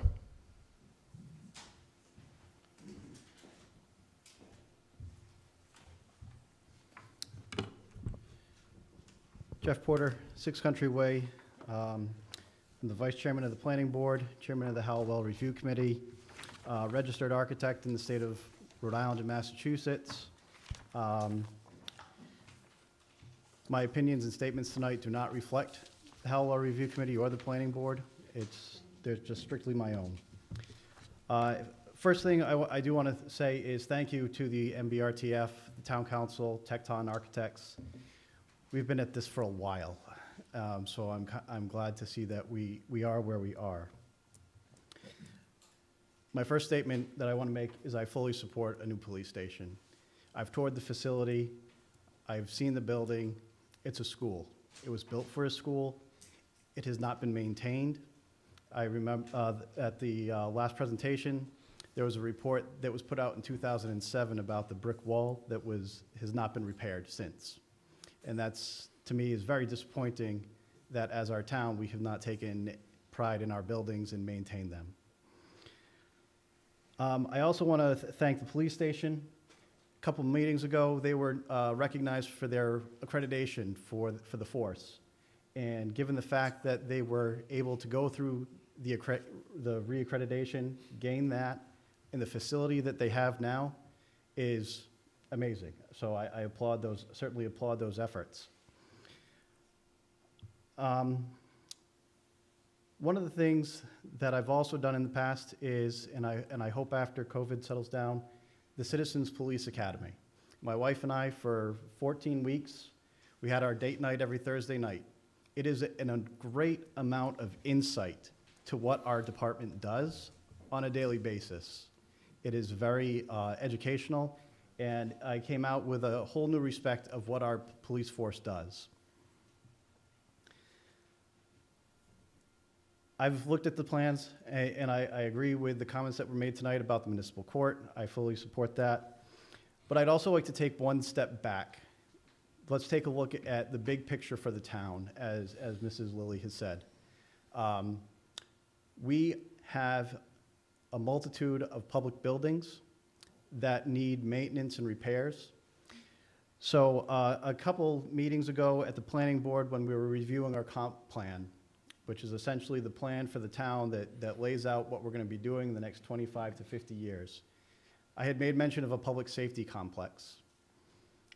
It didn't get much traction, but it was discussed, and we did talk about it. And I think we might be missing an opportunity if we were to look at combining the fire station and the police station, because there are so many programmatic similarities, the gym, locker room. I'm sure the architects could talk more to it about similar programmatic elements, that joining those two could really increase some efficiencies. There's plenty of town land. I did ask the assistant town planner to look at acreage. I believe you had said that it was a 1.7 acres required for the police station at the current site. So there are places in town where we could study potentially looking at greater than 1.7 acres to potentially create a public safety complex. And even to the point, Mr. Pendergast brought that up at the last presentation as well. So I think it might be worthwhile just to pause. I understand there's a timing issue with bonds and Secretary of State putting everything out, getting that issue. But I think we could use that 1.5 million that we already have earmarked to make the repairs to the Bushy School to make it last for the time being. 2 million. 1.2, sorry. Thank you. So that's one thing that I wanted to just offer up as a recommendation. I think that I fully agree, we do need a new building, but there could be one more option that we might be missing out on. And then just being an architect, I just want to offer some perspective on the cost. I know the $18 million is a big number. I didn't even flinch when they mentioned $18 million. I'll give you some background on that. Right now, my company is working on a library. It's in Marlborough. We're doing a renovation and an addition. That's a 38,000 square foot building, and the project cost right now is $24 million. So that equates out to $632 dollars a square foot, which is similar to what's been provided. Another library that I'm the project manager of is in Sharon, Massachusetts. It's a 29,000 square foot building. Right now it's budgeted to be at 18 million, but we are likely going to be increasing that to 19 million for project cost. So that puts us at $655 dollars a square foot. And then lastly, just to really kind of drive this cost issue home, we're working on a restroom building. It's a 12-foot by 30-foot space. It could fit within this room, 360 square feet. Project cost, $600,000. So the $1.2 million that we have could buy two buildings that have 2 restrooms and and 2 storage sheds that I'm currently working on right now. So again, take it for what it's worth, but it's just a little bit of perspective because construction costs have certainly changed drastically since 2014. So again, I'd just like to thank everybody for your time. I really am glad to see that there is a forward momentum in taking care of some of these buildings. I agree with Mr. Ozowski. I do not want another Hallowell, speaking from being on the Hallowell Review Committee. We do not want to be repeating history, and for the folks in the department that is supposed to protect and serve and keep us safe, we should really be thinking about keeping them safe in a building where they can appropriately do their job. So that's what I have to say. So thank you very much. Thanks, Jeff.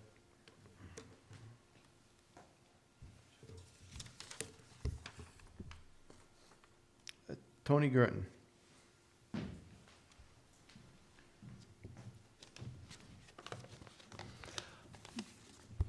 Tony Girton, 8 Country Way. Good evening. I'm much like the chief had to say, and former town administrator Ozowski, it's important to recognize the mistakes we've made in the past because we don't want to repeat them. So I'm a proponent of the concept of a new police station and not renovating what we have now. And I put together a few facts based upon public record and published commentary. And I'd like to share them with the council and the audience here tonight so people remember those mistakes we made and we don't go backwards. So this project, if you will, was approved by voters back in 2014. And in August of 2015, the town council established the PBIC, Public Building Improvement Commission, with the express goal of implementing the North Smithfield infrastructure bonds as approved by voters. Their mission statement included complying with federal and state regulations to include technologies, communications, enhanced record facilities, and evidence preservation in a continually growing town. The chief alluded to that. And business development leads to higher demand of the Ennis Police Department for service and operations. So when it went out to bond in August, or out to bid in August of 2016, the bids came in roughly $1 million over that slated budget. Not included in the contract at the time were items such as security system, audiovisual equipment, information technology, furniture, fixtures, equipment, all basic components of what's needed in a facility like that. You can imagine what the cost of renovation would be today. That was 5 years ago.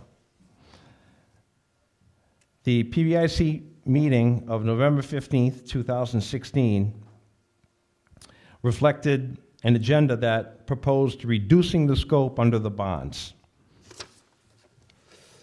So the PBIC ultimately was not going to deliver on what voters had approved in November 4th, 2014. Not even close. Any belief we'd get anywhere near what voters had approved in November 2014 was just not credible. The last meeting of the PBIC, for which we have minutes, they had more meetings, minutes weren't published, from October 24th, 2016, detailed that they were approximately 40% over budget. That was brought forth by the project manager they had hired, and Well, I don't really need to get into the details. One detail I would like to bring out, and I can give you this information if you'd like it, is that when these bonds went forth, $12 million was put in front of voters, and voters approved $12 million. We were told that really, to get this to where we wanted it and needed it to be, we needed $17 million. That's 7 years ago. So the bond was extremely flawed before it ever went out. In fact, PBIC chairwoman at the time stated that the town's physical advisor only felt that $12 million should be allotted for the bond. There you have it. We never had the money to do this, and we still don't to do anything in relation to a renovation. So I'll let the chairman of the PBIC's words speak for, or where I think we should go with this. This is quoted from the Valley Breeze on November 16th, 2016. Now, officials must revisit the plan looking for cuts. And Chairman Nato said they will likely reduce the scope of the work at the former Bushy School, a Smithfield Road building that currently serves as a combined town annex and police station. Original plans call for creation of a public safety complex with fully revamped holding cells in a gym area and a new meeting space for the town's community emergency response team classes, behind which would sit the town's EMA. While PBIC members are still ironing out which elements of that plan might change, what's clear, according to Mrs. Nato, is that it makes sense to scale them back.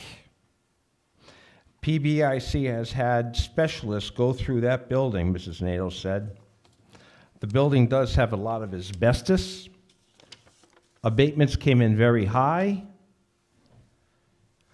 The bones of the building just aren't up to standards. That's from the chairman of the PBIC. NATO said that the facade of the building is beginning to crumble, and the low ceilings would make it difficult to install a new HVAC system. There's really a lot of things we already had to concede because of the building itself, she said. We as a board don't agree with throwing a lot of money at it. The town really should be looking at giving the police department a new building. That's 5 years ago, and here we are today still debating it. So my words are to bury that thought. There's no reason to go backwards. There's no reason to look back. Let's move forward. Any reuse, rehabilitation, renovation, or repurposing of the Bushy School building is simply not feasible or reality-based. And we've known that for a long time. Those tasked with delivering on a severely flawed referendum admitted it to themselves through meeting minutes and published statements. The time to consider looking back is long past. Let's move forward because there's nothing of value to go back to. Thank you. Thank you. Douglas Ogier.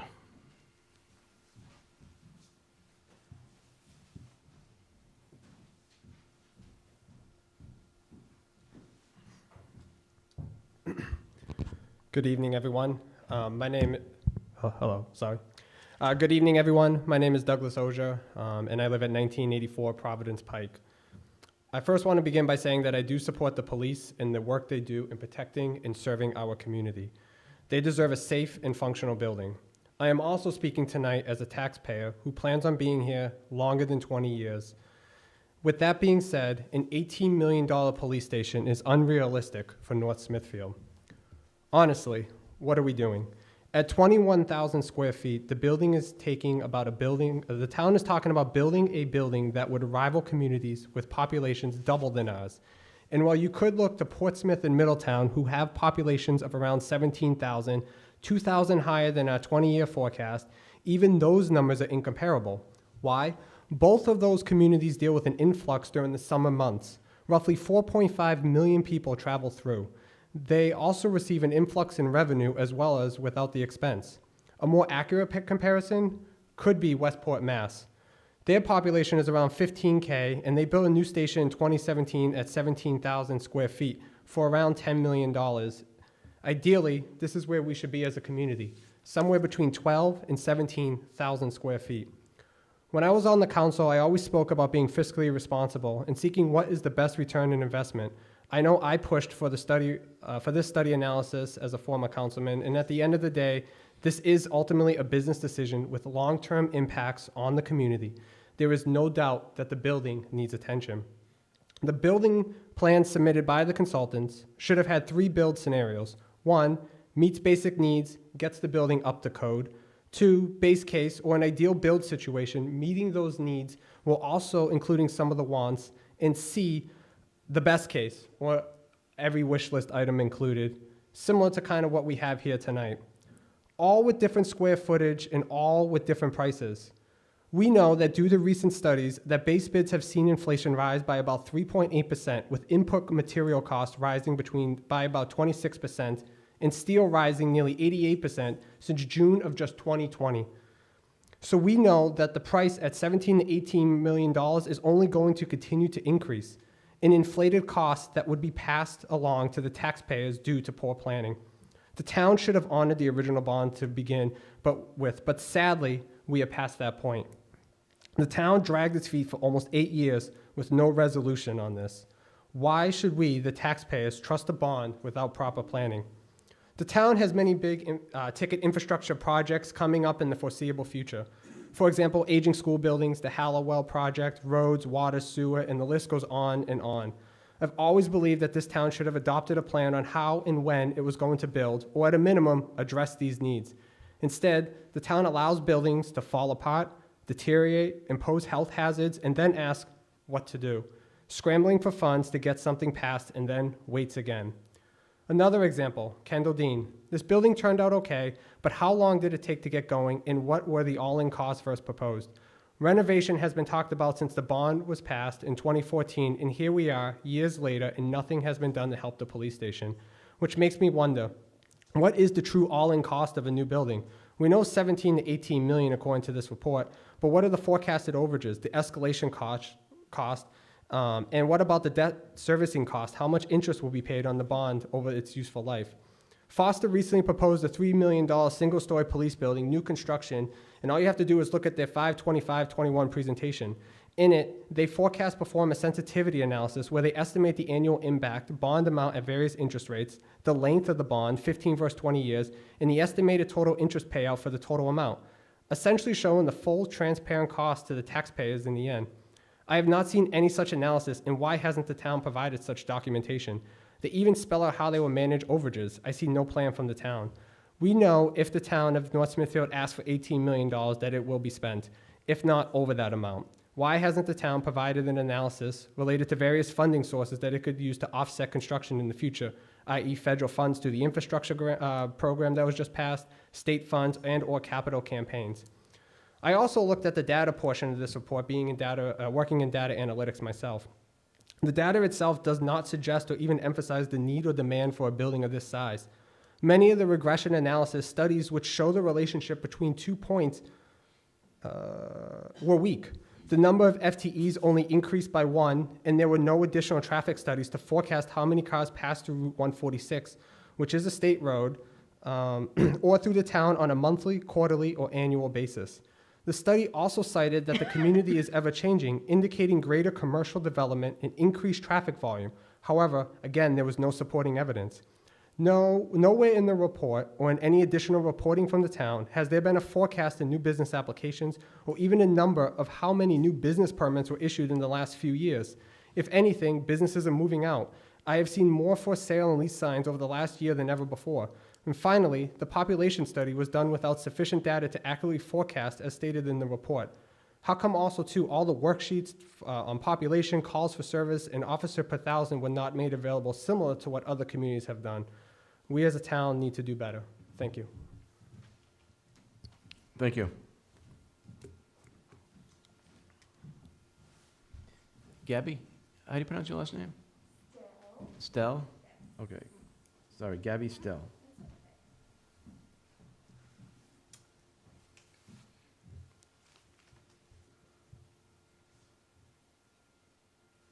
everyone. Can you hear me okay? My name is Gabby. Hi, Mrs. O'Hara. She was my 5th grade teacher. Lived in North Smithfield my whole life.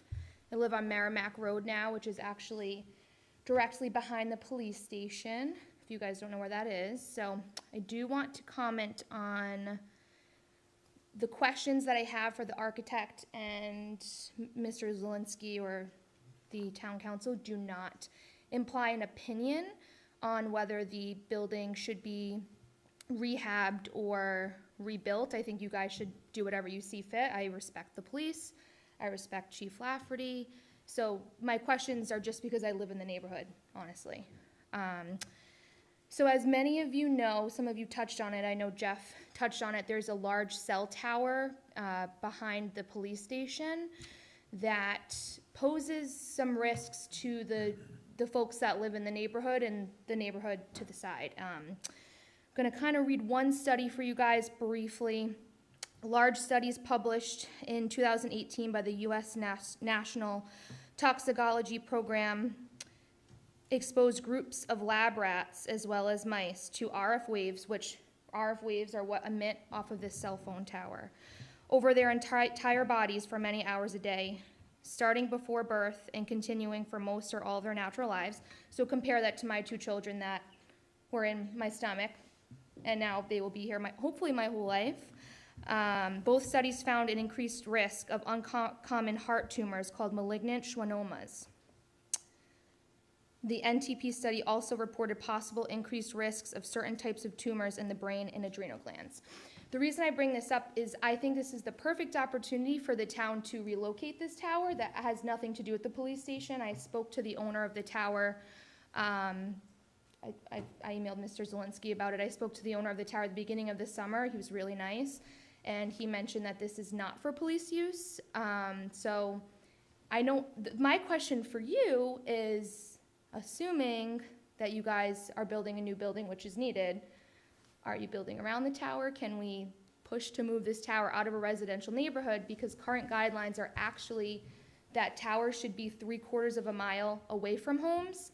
And I can throw a stone at this tower from my house. I see it from my office. My kids play in the little park right under the tower. So that's the first part of my question, which I'm hoping you can answer. Do you want to answer that first? And then I ask my second question?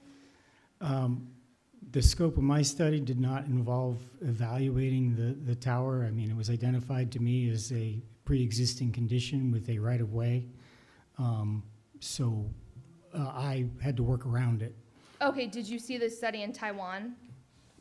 Did I see the study in Taiwan? You're referring to the same study as me, but can you also refer to the study in Taiwan where children had a higher chance of developing leukemia that were within a distance of a cell phone tower? I didn't, the scope of the tower was not within my jurisdiction. No problem. Then I'm going to ask the town members, can you guys push to move this tower? You guys don't have to make that decision, right? You guys can do what they tell you to do, right? Well, he's just a consultant, Right, so I'm gonna ask you, can we push it? not just a consultant, you know what I'm saying? I know. I feel you. So I'm kindly asking you guys to consider the health of my children and the children all in that neighborhood that again, Ms. O'Hara can attest, I grew up in North Smithfield. Let's please take a look at the studies. Gaby, I want to tell you, when that went up, we found out when we looked out the window one day and said, what is that? Yeah, I know, that's what. No one knew. You know Bob, my neighbor. No one knew. He was like, why is this tower here? And so all of you here, I encourage you, if any of you here know somebody that has cancer, or, has a child that has cancer and you don't know why, it's things like this that we need to kind of turn our attention to. And I know I don't have much time, so I'm not going to get into the science of that. This isn't a science meeting. You still have time. What? You still have time. So I'm asking the town to please, again, aside from the police, I'm asking you guys to please consider moving the tower. Actually, the chief might have something to say. Through the project with TECTON, I researched the tower. Okay. And from my memory, I believe the company that owns it changed hands 3 or 4 times. Yeah. Bought the lease out from the town. Yep. They own the land underneath the antenna. The town has to provide an easement for them to work on that tower. Yep. And that's true, and because that land was gifted to the town, actually, for a non-business use. And I showed up with a 100-foot crane in the back, not knowing. Yeah. So Right. during this process.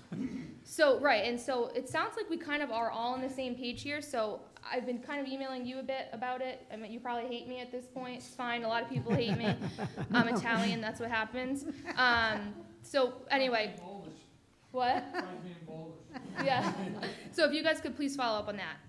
That's my point, and thank you for answering my questions. The second is the asbestos in the building. It really sucks that you guys have to work under those conditions with asbestos. I don't know how much has been abated, but given that my house is like, again, 300 feet from the station, what is your plan? Are you guys actually doing the demolishing as well as the rebuilding? Because you can't obviously demolish the building without abating all of the asbestos first. And so will those in the neighborhood, will we be notified about when you're starting the abatement, so I can get the heck out of there and go stay at a hotel? Because once asbestos hits your lungs, you get mesothelioma, you can't get it out, right? You guys know that. I know you're a smart guy. The architects are not doing any of that. They're doing a study. Eventually, this whole project, if it goes forward, will go out to bid. Okay. Whoever does asbestos abatement, it is well regulated. Okay. Zero draft, the whole Awesome. bit, wet zone. Residents have no concerns. We went through it in this building, and none of the residents had any concerns. Okay. And so it's handled, it's overseen by Department of Health. Perfect. It's all regulated. It's not a concern. Okay. Trust me on this one. So you guys test the air outside after They it's test abated? it before, Perfect. after, during, it's, huh? Tim has mesothelioma, so. Councilwoman House wanted me to look into the trust who insures most of the municipalities around. They have their own air quality testing companies. I reached out to them. I'm meeting with Ken from a representative from the trust to start the air quality test on Tuesday. Perfect. Molds, asbestos, everything. Yeah, awesome. So that's great. That's great news. You guys answered that. Perfect. Just need the cell phone tower to get removed. Thank you.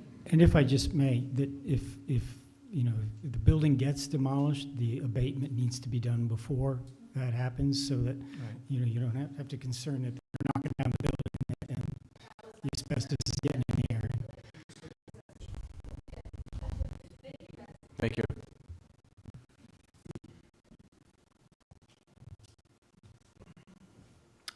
Mike Rapko.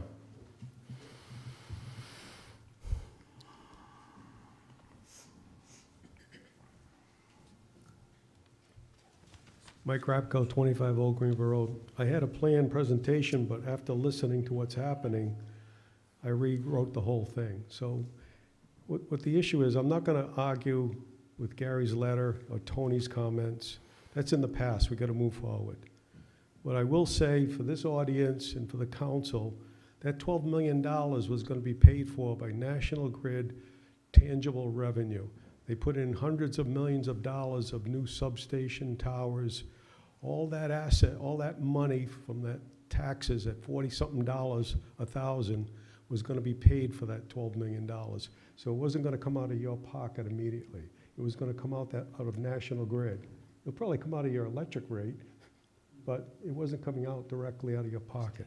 So let's move forward. What are I'm sorry, what $12 million? The $12 million for the bond that the voters approved. I thought so the National Grid money was supposed to pay for the bond. Paid for that money. Okay. So it would lessen the tax burden for the community. Okay.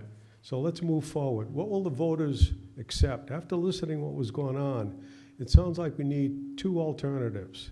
Probably a new building, 14,000 square feet, maybe in the range of 10 to 11 million. I'll tell you where that number is going to come from. And probably a more accurate renovation of Bushy. I know the original was 3 million, it was short, so maybe a renovation's got to be in the 5, 6, 7 million. That's got to be done. So you got to have two alternatives for the voters. What it really costs to renovate Bushy and build a reasonable building for a new police station.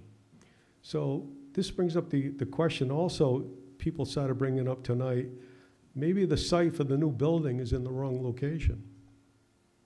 They're talking about maybe we need other places. So if you're going to build a 14,000 square foot building, you probably need a functional building at that square footage. It's probably going to be a single story, okay? Less expensive to build, more functional. And by coincidence, it turns out it's right over the state line in Bellingham. They got a brand new building, 4 or 5 years old. 1 story, 14,000 square feet, very functional. Maybe that's what we need on a good site. The question is where? Well, we have the Hallowell site. It's got water and sewer. It's got good location to 146, to 102. It's good for police to be traveling all over the town. The traffic in front of the station is terrible today with Walmart. You can't, on a Saturday, don't even think about getting out. So the only way you're gonna, I know Mrs. O'Hara's not gonna get out on a Saturday. The only way you're gonna get out of the police station, they're gonna have to put on their lights to get out. You won't even get out of the station. You also have the option, if you decide to use something like that site, which they talked about, Jeff talked about a public safety complex, you have that option of adding other facilities on that site. All right, what are you gonna do with, all right, so for Bushy, what do you do? It sounds like you have to fix the roof. You gotta fix the brickwork above the roof line. I have a flat roof. The rubber has to be mounted on the brickwork. It has to be 6 to 9 inches off the rubber roof. If you've got leaking brick, the water's gonna go underneath the membrane, and it's gonna cause more problems for the police department. So you gotta fix the rubber membrane, you gotta fix the brickwork, and if you do that and you got the mold, you gotta fix it. They're gonna be there for 2 years. That's what it sounds like. No matter what we do, they're gonna be there for 2 years. So we got the bond money, it's been approved, 1.2 million, we should be fixing that building. Next question comes up, by the way, if you fix the building, can't we use it for something else? If you're gonna build another building, can't you use it for a community center or even sell the building?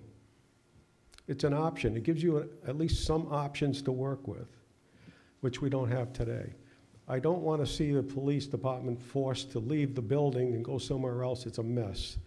So I guess we need some options that we can move forward. And I think we're going to have to fix Bushy temporarily, the roof, the parapet, and the mold, fix it, and then decide where do you want to put this building.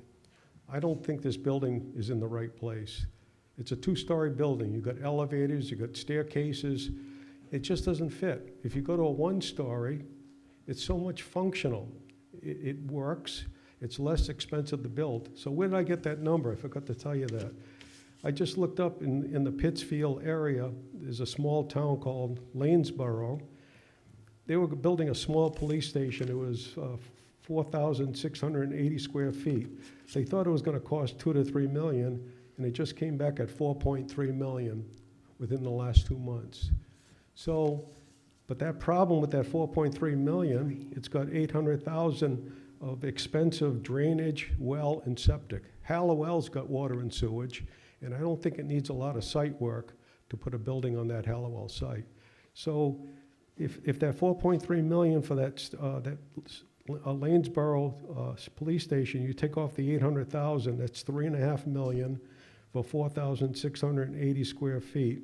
You multiply that by 3, which gets you up to the 14,000, we're talking about 10.5 million for today's pricing. 10.5 million today's pricing for a 14,000 1-story building. It can be done. It's just, let's get the right site and make a decision so that the voters can approve it. Either you're gonna put up a good 1-story building, 14,000 in the right location, and then what you're gonna do with Bushy. You gotta fix it temporarily, so you might as well figure out a good cost to repair it so the voters have a choice. If they want the new building, fine, but give them something that's affordable. Thank you. Thank you.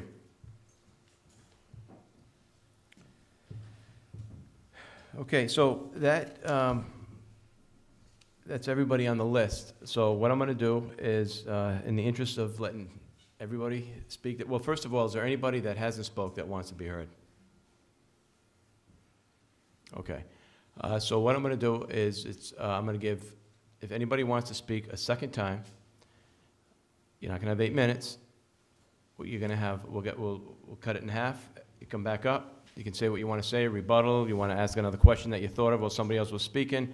You're going to have 4 minutes, and then we're going to try to move the meeting along. And I know no matter how many minutes is not going to be enough for some people, but we're going to try to keep everybody happy. So 4 minutes. If anybody wants to come on up, you're welcome to do it. Ms. Ogier?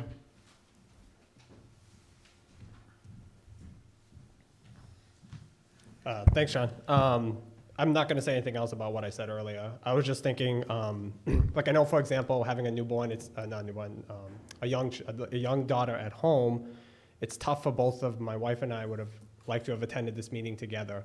And so it's tough to kind of find coverage, and especially today's day and age, on an evening night. So I don't know if the council is open to having any of these on a weekend. Maybe you would increase the participation, especially around the holidays. Things are getting hectic as it is. I believe the Hallowell Review Committee did one on a Saturday, and it seemed to be pretty well attended, I heard. So it's just something to keep in mind. That's all. That's a good thought, because once we decide what's going to go on the ballot, there will be another public hearing. Oh, there'll be a lot of public hearings. Yeah, so maybe we can do a Saturday.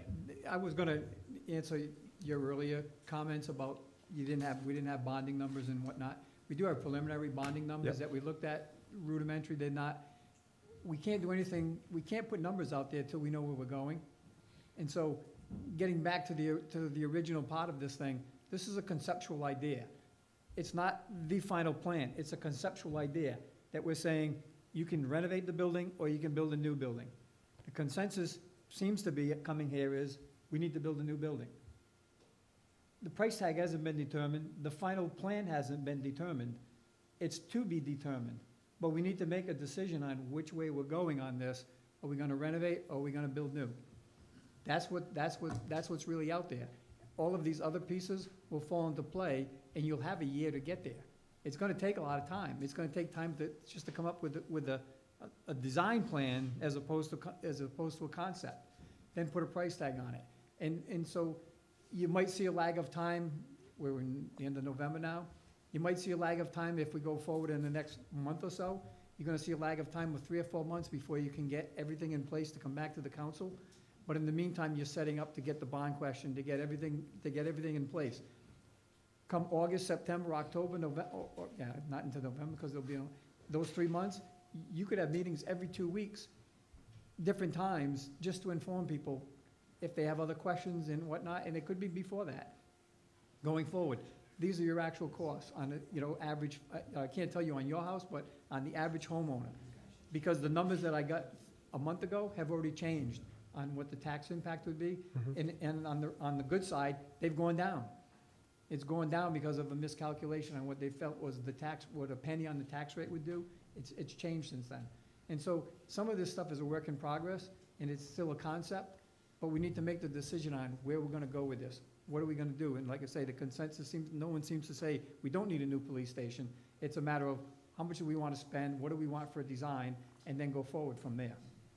So some of the good points that you make, but I can't give you an answer, or no one can give you an answer till we know where the next step is gonna be. But all of those things will come out of the process. Going through this on the middle school 15 years ago, we had all the answers to all that stuff. Right down to we missed it by a penny on the tax rate. Yeah, 3 years out. Yeah, and all I was saying was I was just trying to say, costs are only going to continue to rise, especially with the inflation environment that's out there. This number that we got from the cost yeah, I know it's just estimators, preliminary. Even that though, it's preliminary based on this design. Right. It has escalation built into it, assuming a start date and through halfway through the thing. And so the number that's there, if you built what was there, is good. But we don't like that plan, or we want to tweak that plan so it will change the number. Well, when they do the cost estimating, it has escalation built into it. Nobody figures the price for today. These guys are way smarter than that. They know that construction is going to take 3 years, and they know how to estimate it out, and they add escalation, and they add contingencies and everything. You could go through this thing and take out the contingency, take out the escalation, and you could bring the number down to $14 million like that. Well, I only asked about escalation, and I'm just going to make a note for the architect. The escalation cost did not rise on the escalation projection. Every other community listed did increase, and I believe it was the same 15 million base cost, or whatever the cost was the same. There was zero change. It was 687 square foot. So that's why I was curious, how is the architect going to plan for escalation costs, considering this project is at least 2 years out, and costs are only going to continue to rise by maybe 3 to 7% over that time period? And this town does have a history of waiting before it goes out to actually do work. So can you maybe speak to that? Yeah, when we send off to our independent cost estimator, when they give us back the estimate, they give us the hard construction cost, they give us all of the contractor markups, they give us an escalation contingency. So that is built into the total number. We add on top of that a construction contingency and then all of the soft costs based upon the information they provided. So you've got, I don't have the full breakdown in front of me. I think, if I may. Yeah. If you're talking about the comparison sheet, the 15 million Yep. that's reflected on that includes the escalation cost. All of the comparable projects were escalated to the same midpoint or start of construction so that the cost per square foot was apples to apples. Okay. Okay. Thank you. We're the current job, and so all these earlier jobs, they. Yeah, you were know, bringing it up, Like the yeah. cost of inflation, when they, 20 years ago, local bid was this, and today it's. Yeah, no, so I that's know how that- inflation that's works. how that's done. And if I may just add a little bit more, because, you know, this is a question that comes up for so many communities, is to Mr. Randy's point is that, you know, we're at the very beginning of the process. As you go through preparing the design documents and all the engineers are doing their work, there are 3 additional estimating phases that happen along the way, so that we can manage the cost and make sure that we're meeting the budget goals. So, for instance, if we walked out of here today and, you know, and we were given direction to proceed with a project of 14 million, then the process of getting to that 14 million is far from done yet. It takes a lot of evaluation with the design effort, making choices in materials and construction methodologies, understanding how you're going to handle site drainage, what your mechanical systems are, and you check along the way with these periodic estimates to make sure that the decisions you're making are keeping you on the course to managing that price. And then when you get to the day that you receive bids from contractors, you've got contingency in there so that if the actual bid price deviates one way or the other, that you've got some protection so that you can proceed with the project. And then, you know, invariably, it is always possible to find unknowns, particularly in the first phases of construction when you're digging up the dirt and putting in the foundations. So we build in the contingency to protect the community.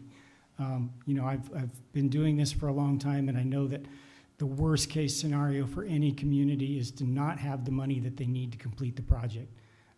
And so we go out of our way to make sure that we're giving you numbers that are protecting us. And you know what? The good news is if you're going through the exercise and making good decisions along the way, the estimated cost of, you know, right now we're talking 18 million, it could come down. Yeah, no, as we get closer. No, I understand that completely, yeah. No, and I appreciate your answer.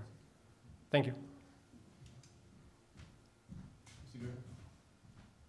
Yeah, Mr. Gordon. Just a couple of observations. First off, comps are fine.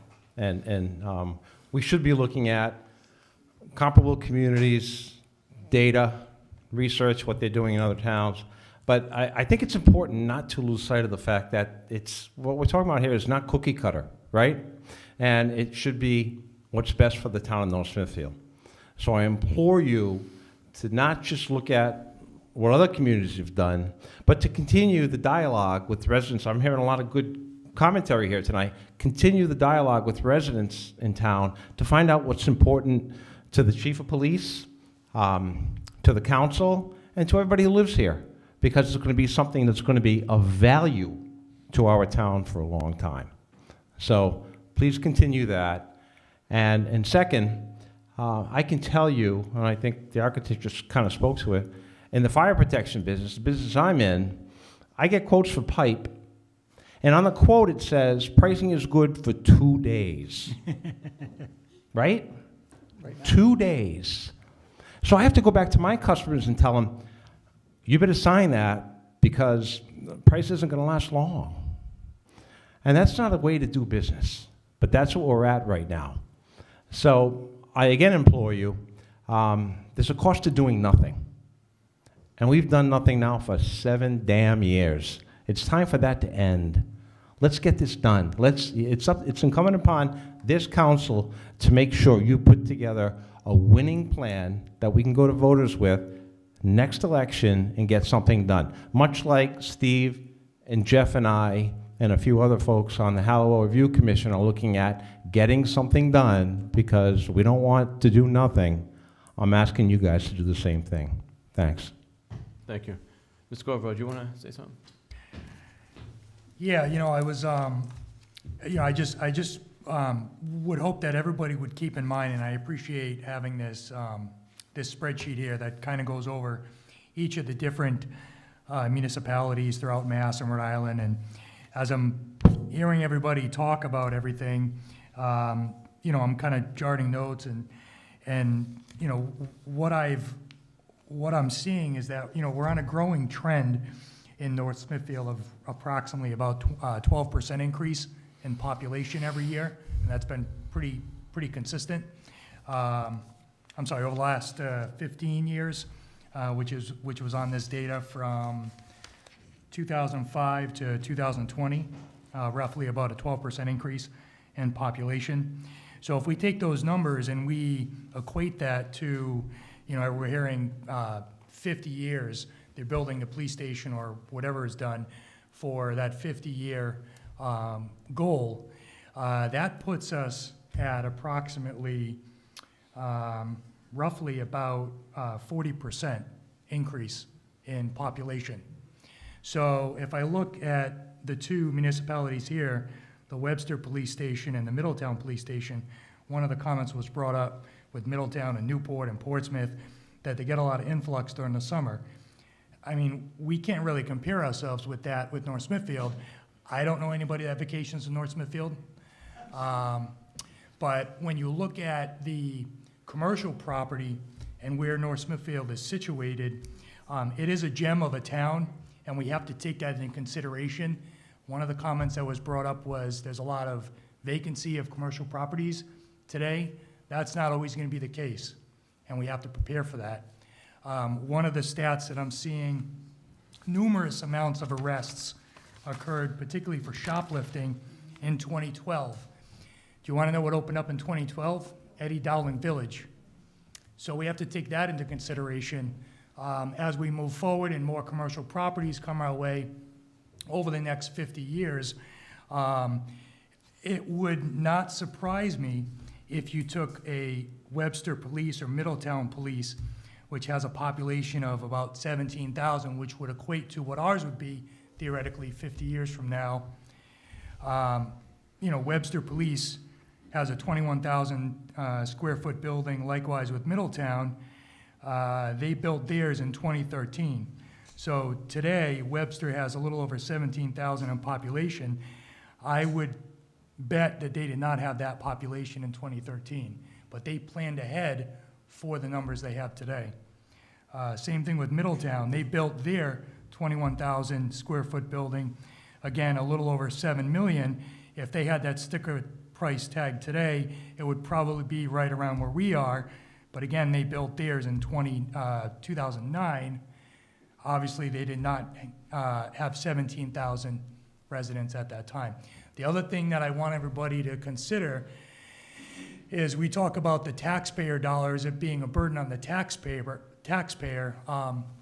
Again, we're in a unique situation with North Smithfield where we can lean on revenue as new businesses are coming in.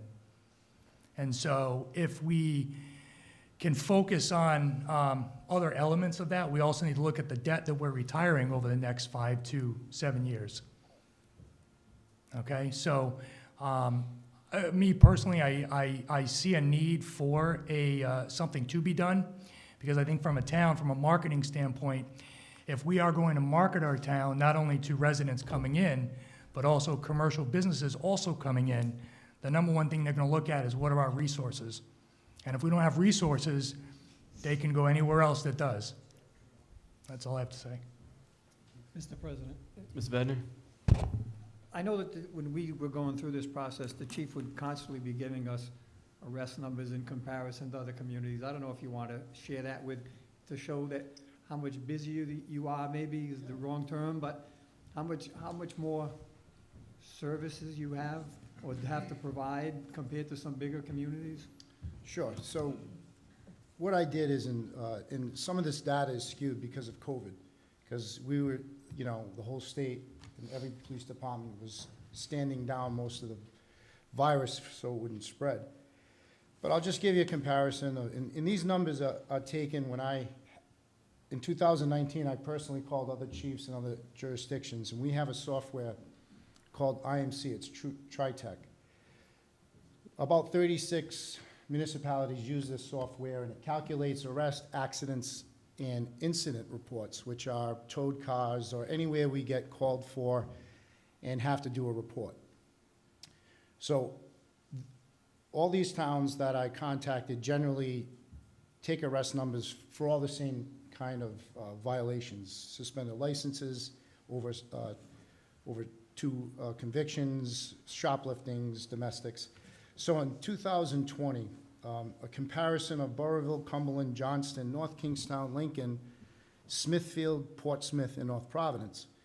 We were the 4th in the number of arrests in those communities, but the important part that I try to stress to the building committee and others, that the Cumberland Police Department arrested 456 people in 2020. They have 47 officers. We have 26.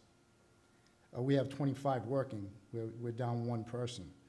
North Kingstown has 52 officers.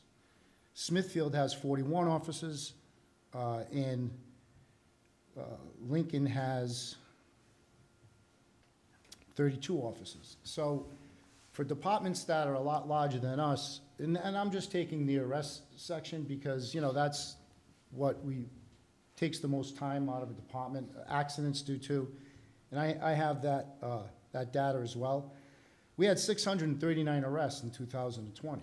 So that's quite a few arrests. And in 2019, 639 arrests. 639? Yes, in 2020. Can I ask a question? The data that I gave you, and the council members, was based on, that's directly on the state police report. And I can explain that. The state police report is, it doesn't mirror these arrests. No, I want to explain that. Okay. What they do is, and I spoke to the people who compile those reports, it's based on data that each department, for the crimes that they track, files a quarterly report with the state police. They collate that information and put it into the format you do.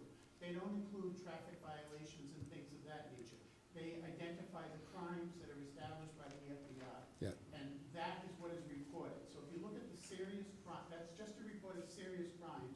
The other would be things that might not result in arrests. Well, no, they are arrests. They are arrests, and let me just clarify. And this is where the data gets skewed with some of the requests that have been made. So you can arrest someone on a warrant. That person's taken in custody. He's taken back to the station. He's held at the station until, if we're at minimum manning, we have to wait for the next shift to come on to send somebody to the ACI to take him there. Or we wait for another jurisdiction to come pick up the prisoner when they can. If it's a busy night, it may not be for a while. The other part of that is you could have a shoplifting offense, a trespass offense, any misdemeanor crime offense, and be on bail for another offense or probation. They have to be held. In the state of Rhode Island, they must be held. They must be brought to court on the next court date. Or JP'd, no bail is set, and they're sent to the ACI until Monday morning, or if it's a holiday, Tuesday. It's how Rhode Island works. So although all those arrests, and a lot of our arrests come from suspended license arrests, traffic arrests, warrant arrests that aren't calculated there. So that's the difference. These are hard numbers that, although it may be just a warrant arrest, look at the resources. You still have to take them to the station. You still have to process them and document it. But in 2019, before COVID hit, and I was a captain that was in charge of prosecution, I was astonished at these numbers because we sat in the same courtroom as North Kingstown and Smithfield. So the arrests in North Smithfield in 2019, 922 arrests. Smithfield had 639, Johnston 576, North Kingstown 609, Burrillville 448. That's I have a handwritten note. Portsmouth, I think, was 639. So and I gave you the stats of how many members they were. So I guess what I'm trying to say, and I know a lady was up here speaking about other departments, how big they were population. square miles population is all good, especially square miles, but the activity within a police department also is how many officers? Do you lock them up and then you get an alarm? So instead of processing this person, you have to lock them up, go to a shoplifter. Then they have to still come back to the station. I mean, I just like to put out these statistics, especially just the arrest statistics, just to show, although we're only a 26-man department, or women department, there's a lot of work that we do for what numbers comparably to other organizations. So that helps answer your question. Thank you. Mr. Porter?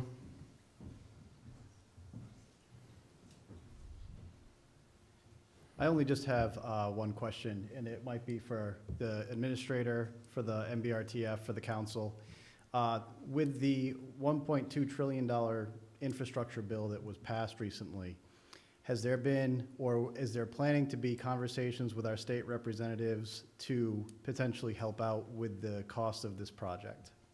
Or is there planning to be conversations with Senator Reid, even our state senators, Representative Newberry, Senator De La Cruz, if there's any plans to talk with them to maybe lessen the burden and maybe, I know I just saw Woonsocket was getting, what, 34 million. So I didn't know if North Smithfield was, you know, getting our chance at the. We're getting what, 2? 2. In ARPA money? Intake center. We're going to have some good news coming from Senator Reid's office. They want to make sure that they do it properly for the press announcements. 2 infrastructure projects in the town will be receiving money, certainly not to the degree of Woonsocket because Sure. of our population. So that'll be upcoming soon. We do have our state reps, Newberry, De La Cruz, and Thomas Paolino. Mhm.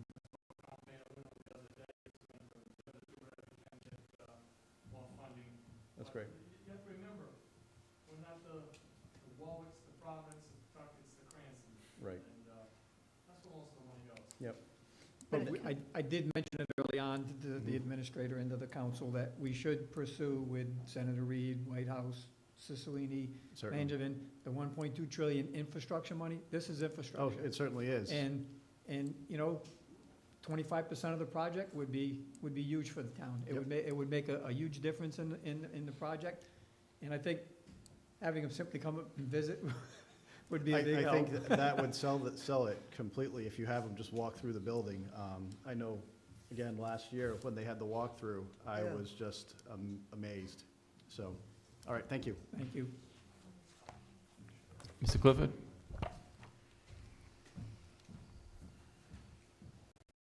Reiterate what Mr. Rappo was suggesting, that there be 2 options on the ballot.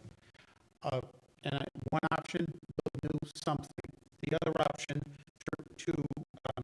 in 2016, when they did go out to bid for the police station renovations, and I don't call this a renovation, I call this far more than a renovation, but that's why the number is out there, 17 million. And it's very misleading to residents in the community. They're interpreting that number as meaning what we were going to do in 2016 is now going to cost us 17 million. So who in their right mind would support renovating that way? I'm talking about the top bid in 2016 for just the renovations at Bushy, including all of the add-ons, was $3,224,000. I gave you a sheet showing that. I'd like to suggest that 2 council people, the chief, and maybe that's it, would be willing to visit with a studio major and review those plans, find out what's missing in those plans that the chief would have to be satisfied with the building.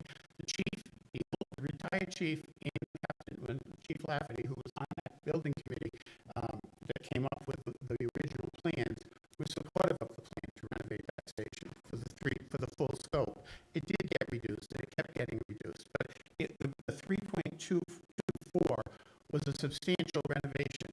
I'm suggesting we spend $1,200 and do some paper and paint.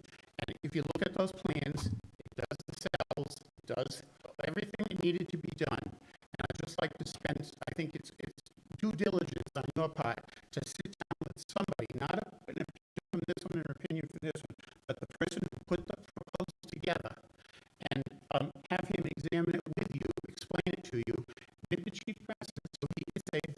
satisfactory, or could we add this in? We didn't ask for that and we didn't get it. I'd like to know what that cost would be, because if you just look at the $3,224,000, if you add a multiplier that your consultant has used, it comes up to maybe in escalation dollars, maybe 4.4. Okay, so we have to add another $1 million on for things that weren't in the plan that the chief would like. Let's say it comes up to a $5 million bond question, and let's give them the two proposals, the two people in the town. You want option A or option B? We did that with town manager. There were two questions on the ballot. You could stay with this, and if you stayed with this, this happened. So, because, you know, it's very easy for everybody to say that, oh, you know, we can afford it, and the taxes are livable and everything.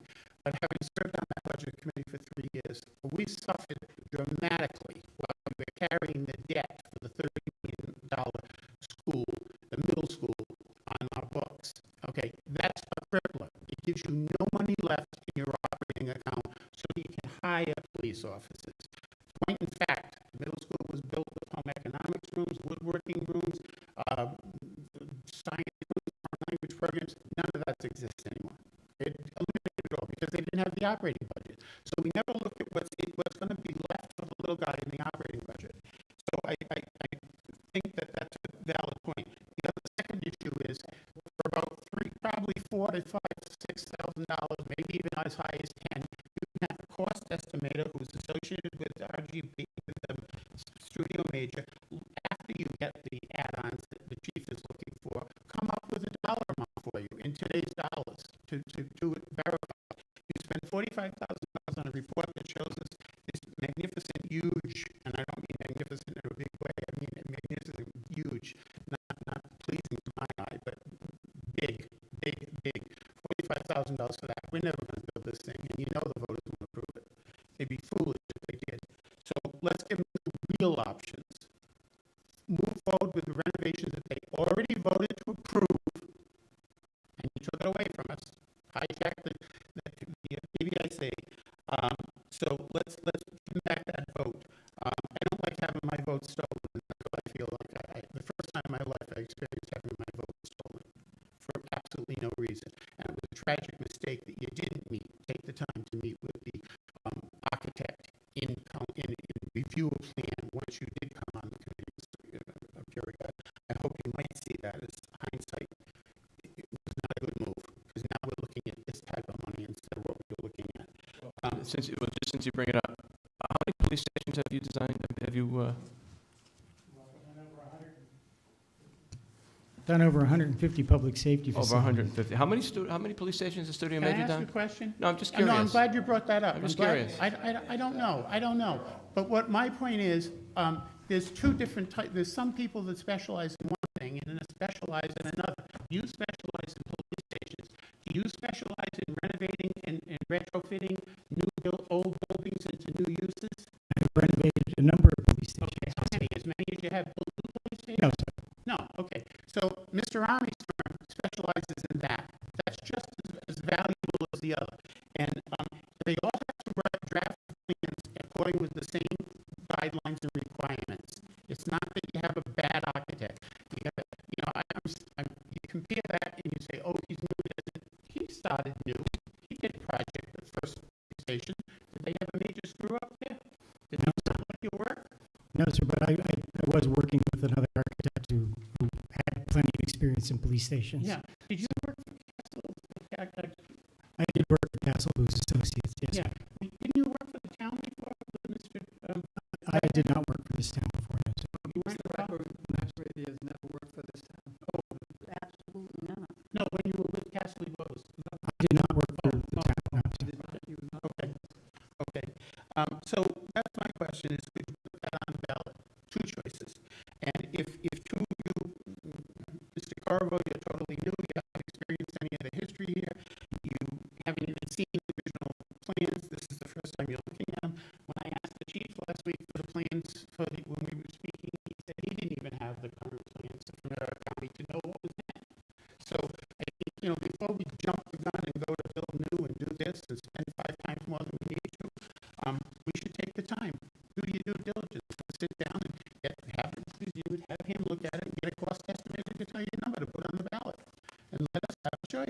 voted it in once. Didn't like the outcome, so now we're here today. The other thing, going back to the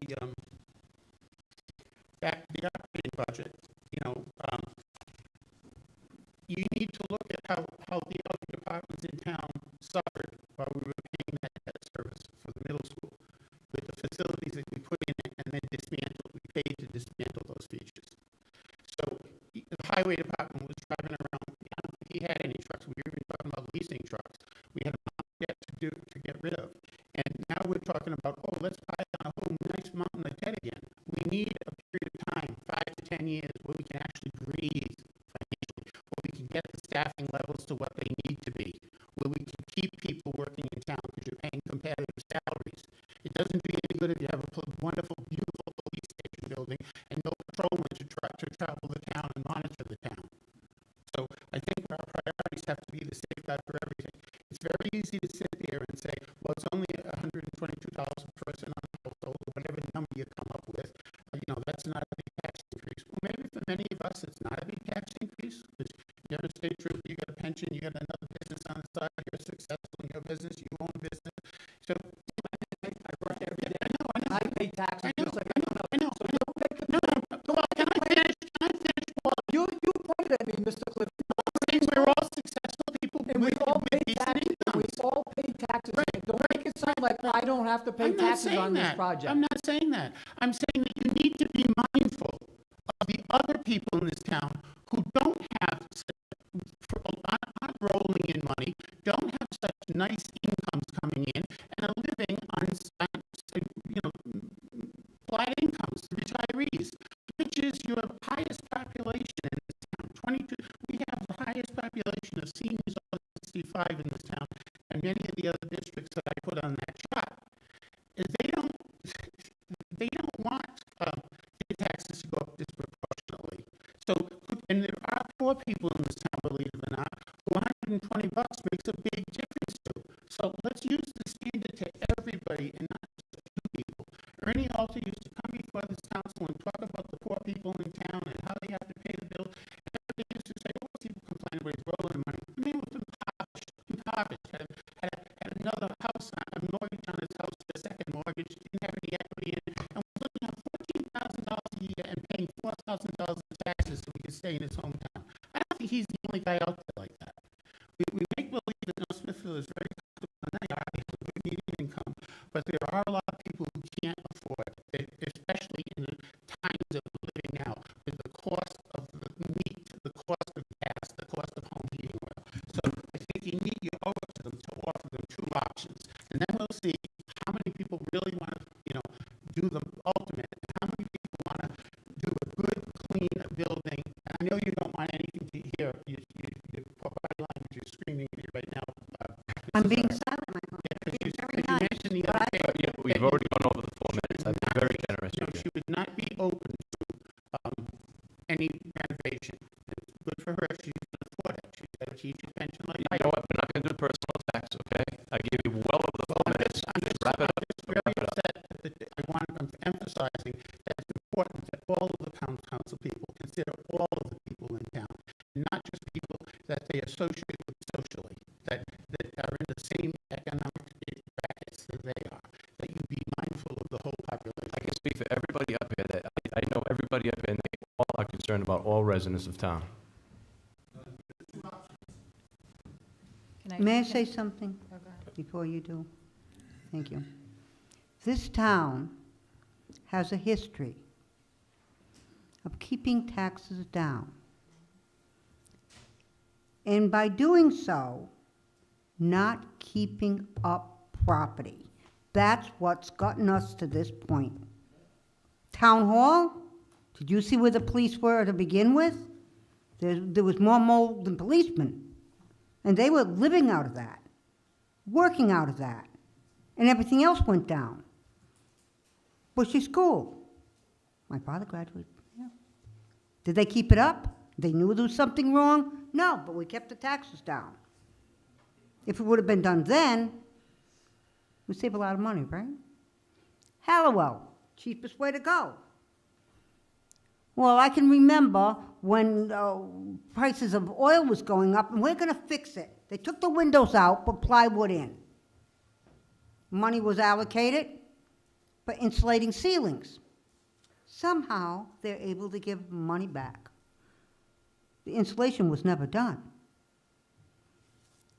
When they found those little flies, the termites, I reported it.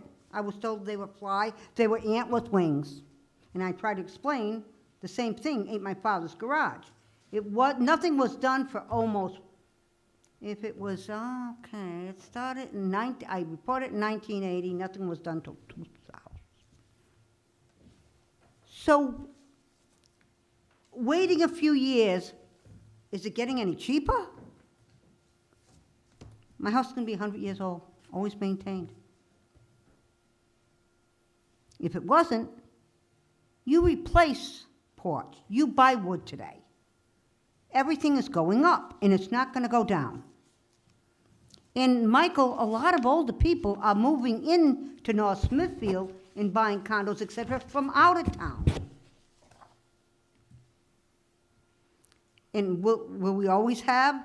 And you don't know my history, and you don't know the illness in my family when my Patrick was alive. So don't tell me how lucrative. There are people. We love this town. We live conservatively. And if we can attract your schools, your services, attract people coming in, especially businesses. And that's what we have to really concentrate on. Are they poor? Listen, they will always be poor. But back then, they didn't get the assistance or affordable housing either. No, we don't. We have to work on it, Michael. And guess what? There are many others that haven't met the needs. And now with schooling, we have an obligation not to let what is happening now. Our roads were never kept up. The potholes were filled. And now, for the first time, they have a plan on fixing roads. Just think, you keep waiting, it gets more expensive. And as far as go through that place, it was built to be an elementary school with a low population. Multi-levels, had a nice stage in the third floor basement. My son did a play in there. Remember it well, but it wasn't designed to be a station that meets state and federal regulations. That's all. I think. But you may not agree, and I may not agree with you. But as long as when we don't kill each other, really, we have a right to say and voice our opinion. I just don't agree. I don't agree. And that's my right. So, did you want to speak? Mike, just to address the bond question, I had asked Mr. Igliozzi to contact bond counsel, and they had mentioned that we cannot put two questions on the bond because it might confuse people, and there'll be overlap between the two questions, so we won't get a positive answer. So they said that they only wanted one question on the bond. We could not give options. Why would we be able to give two options on the town administrative question? I don't think it's a bond question, but that's the legal advice of bond counsel, who has to approve the bond, insure the bond. One choice up or down. I want to get that out there for the vice president context, so there's no confusion for the public. That you want to hire another bond counsel, you can hire another bond counsel, but that's bond counsel's recommendation. And as far as the fiscal impact, you have a municipal fiscal advisor.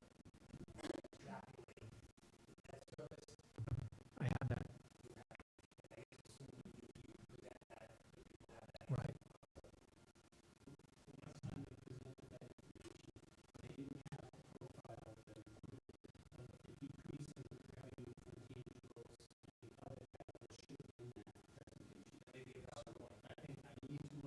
What's that, Mike? Last time the bond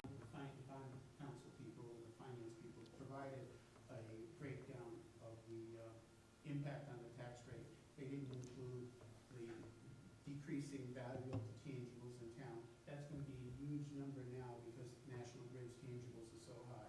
So you have to figure out over a 10-year period how much revenue you lose, and then you know, the increase, the small minute increase that you might receive. But you need to factor that in, not just forget about it. And that's what that has.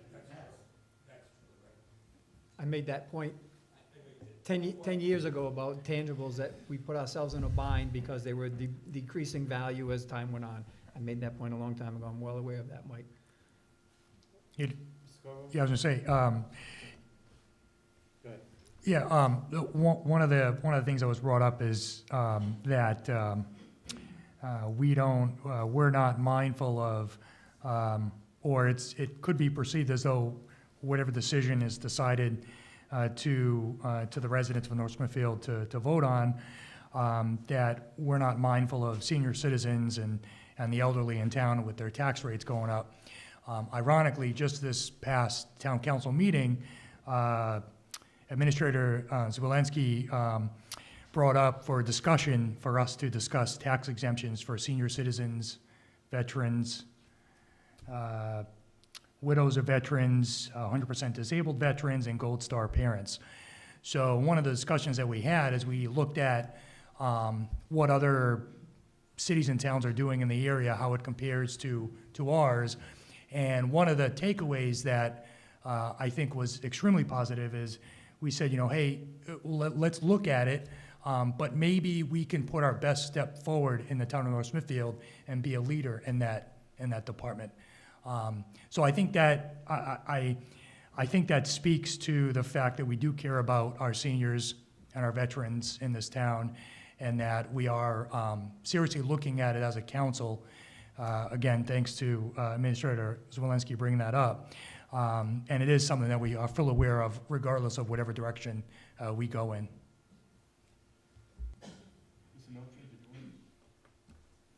Yes, I'm gonna need some help on both of these from maybe Mr. Corvo, Jeff, the Hallowell site, and probably Jeff too. We had TECTON look at it a little bit, because it seemed like there was this big property that was available.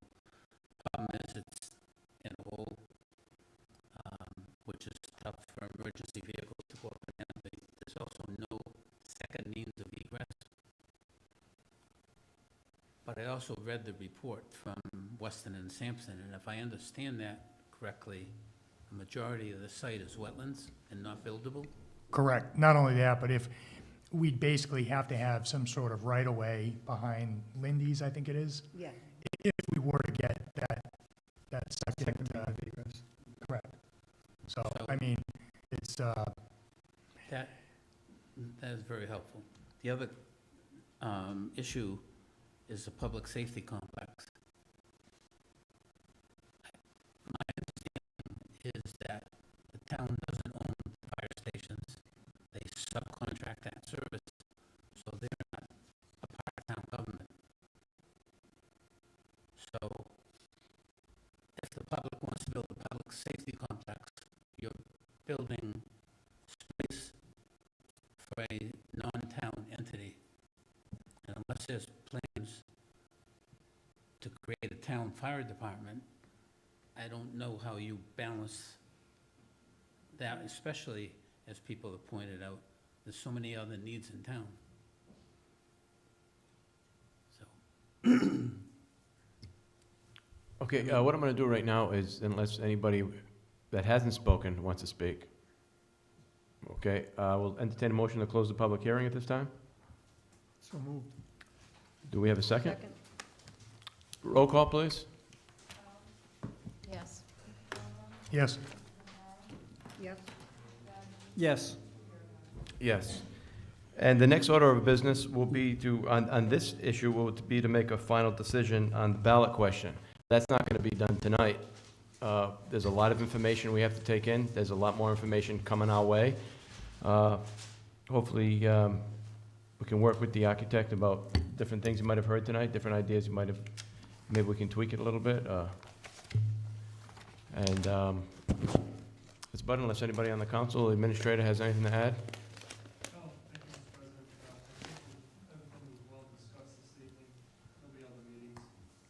Okay, and there will be, once we decide to put what's gonna go on the ballot, there will be several public hearings. And maybe even on a Saturday, we'll get one of them on a Saturday, it's a great idea.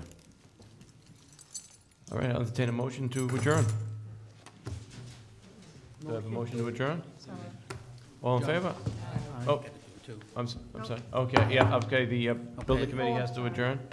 Do I have a motion from Municipal Building Task Force to adjourn? So moved. Motion by Mr. Vadnais, second by Terry Barramoli. We're done.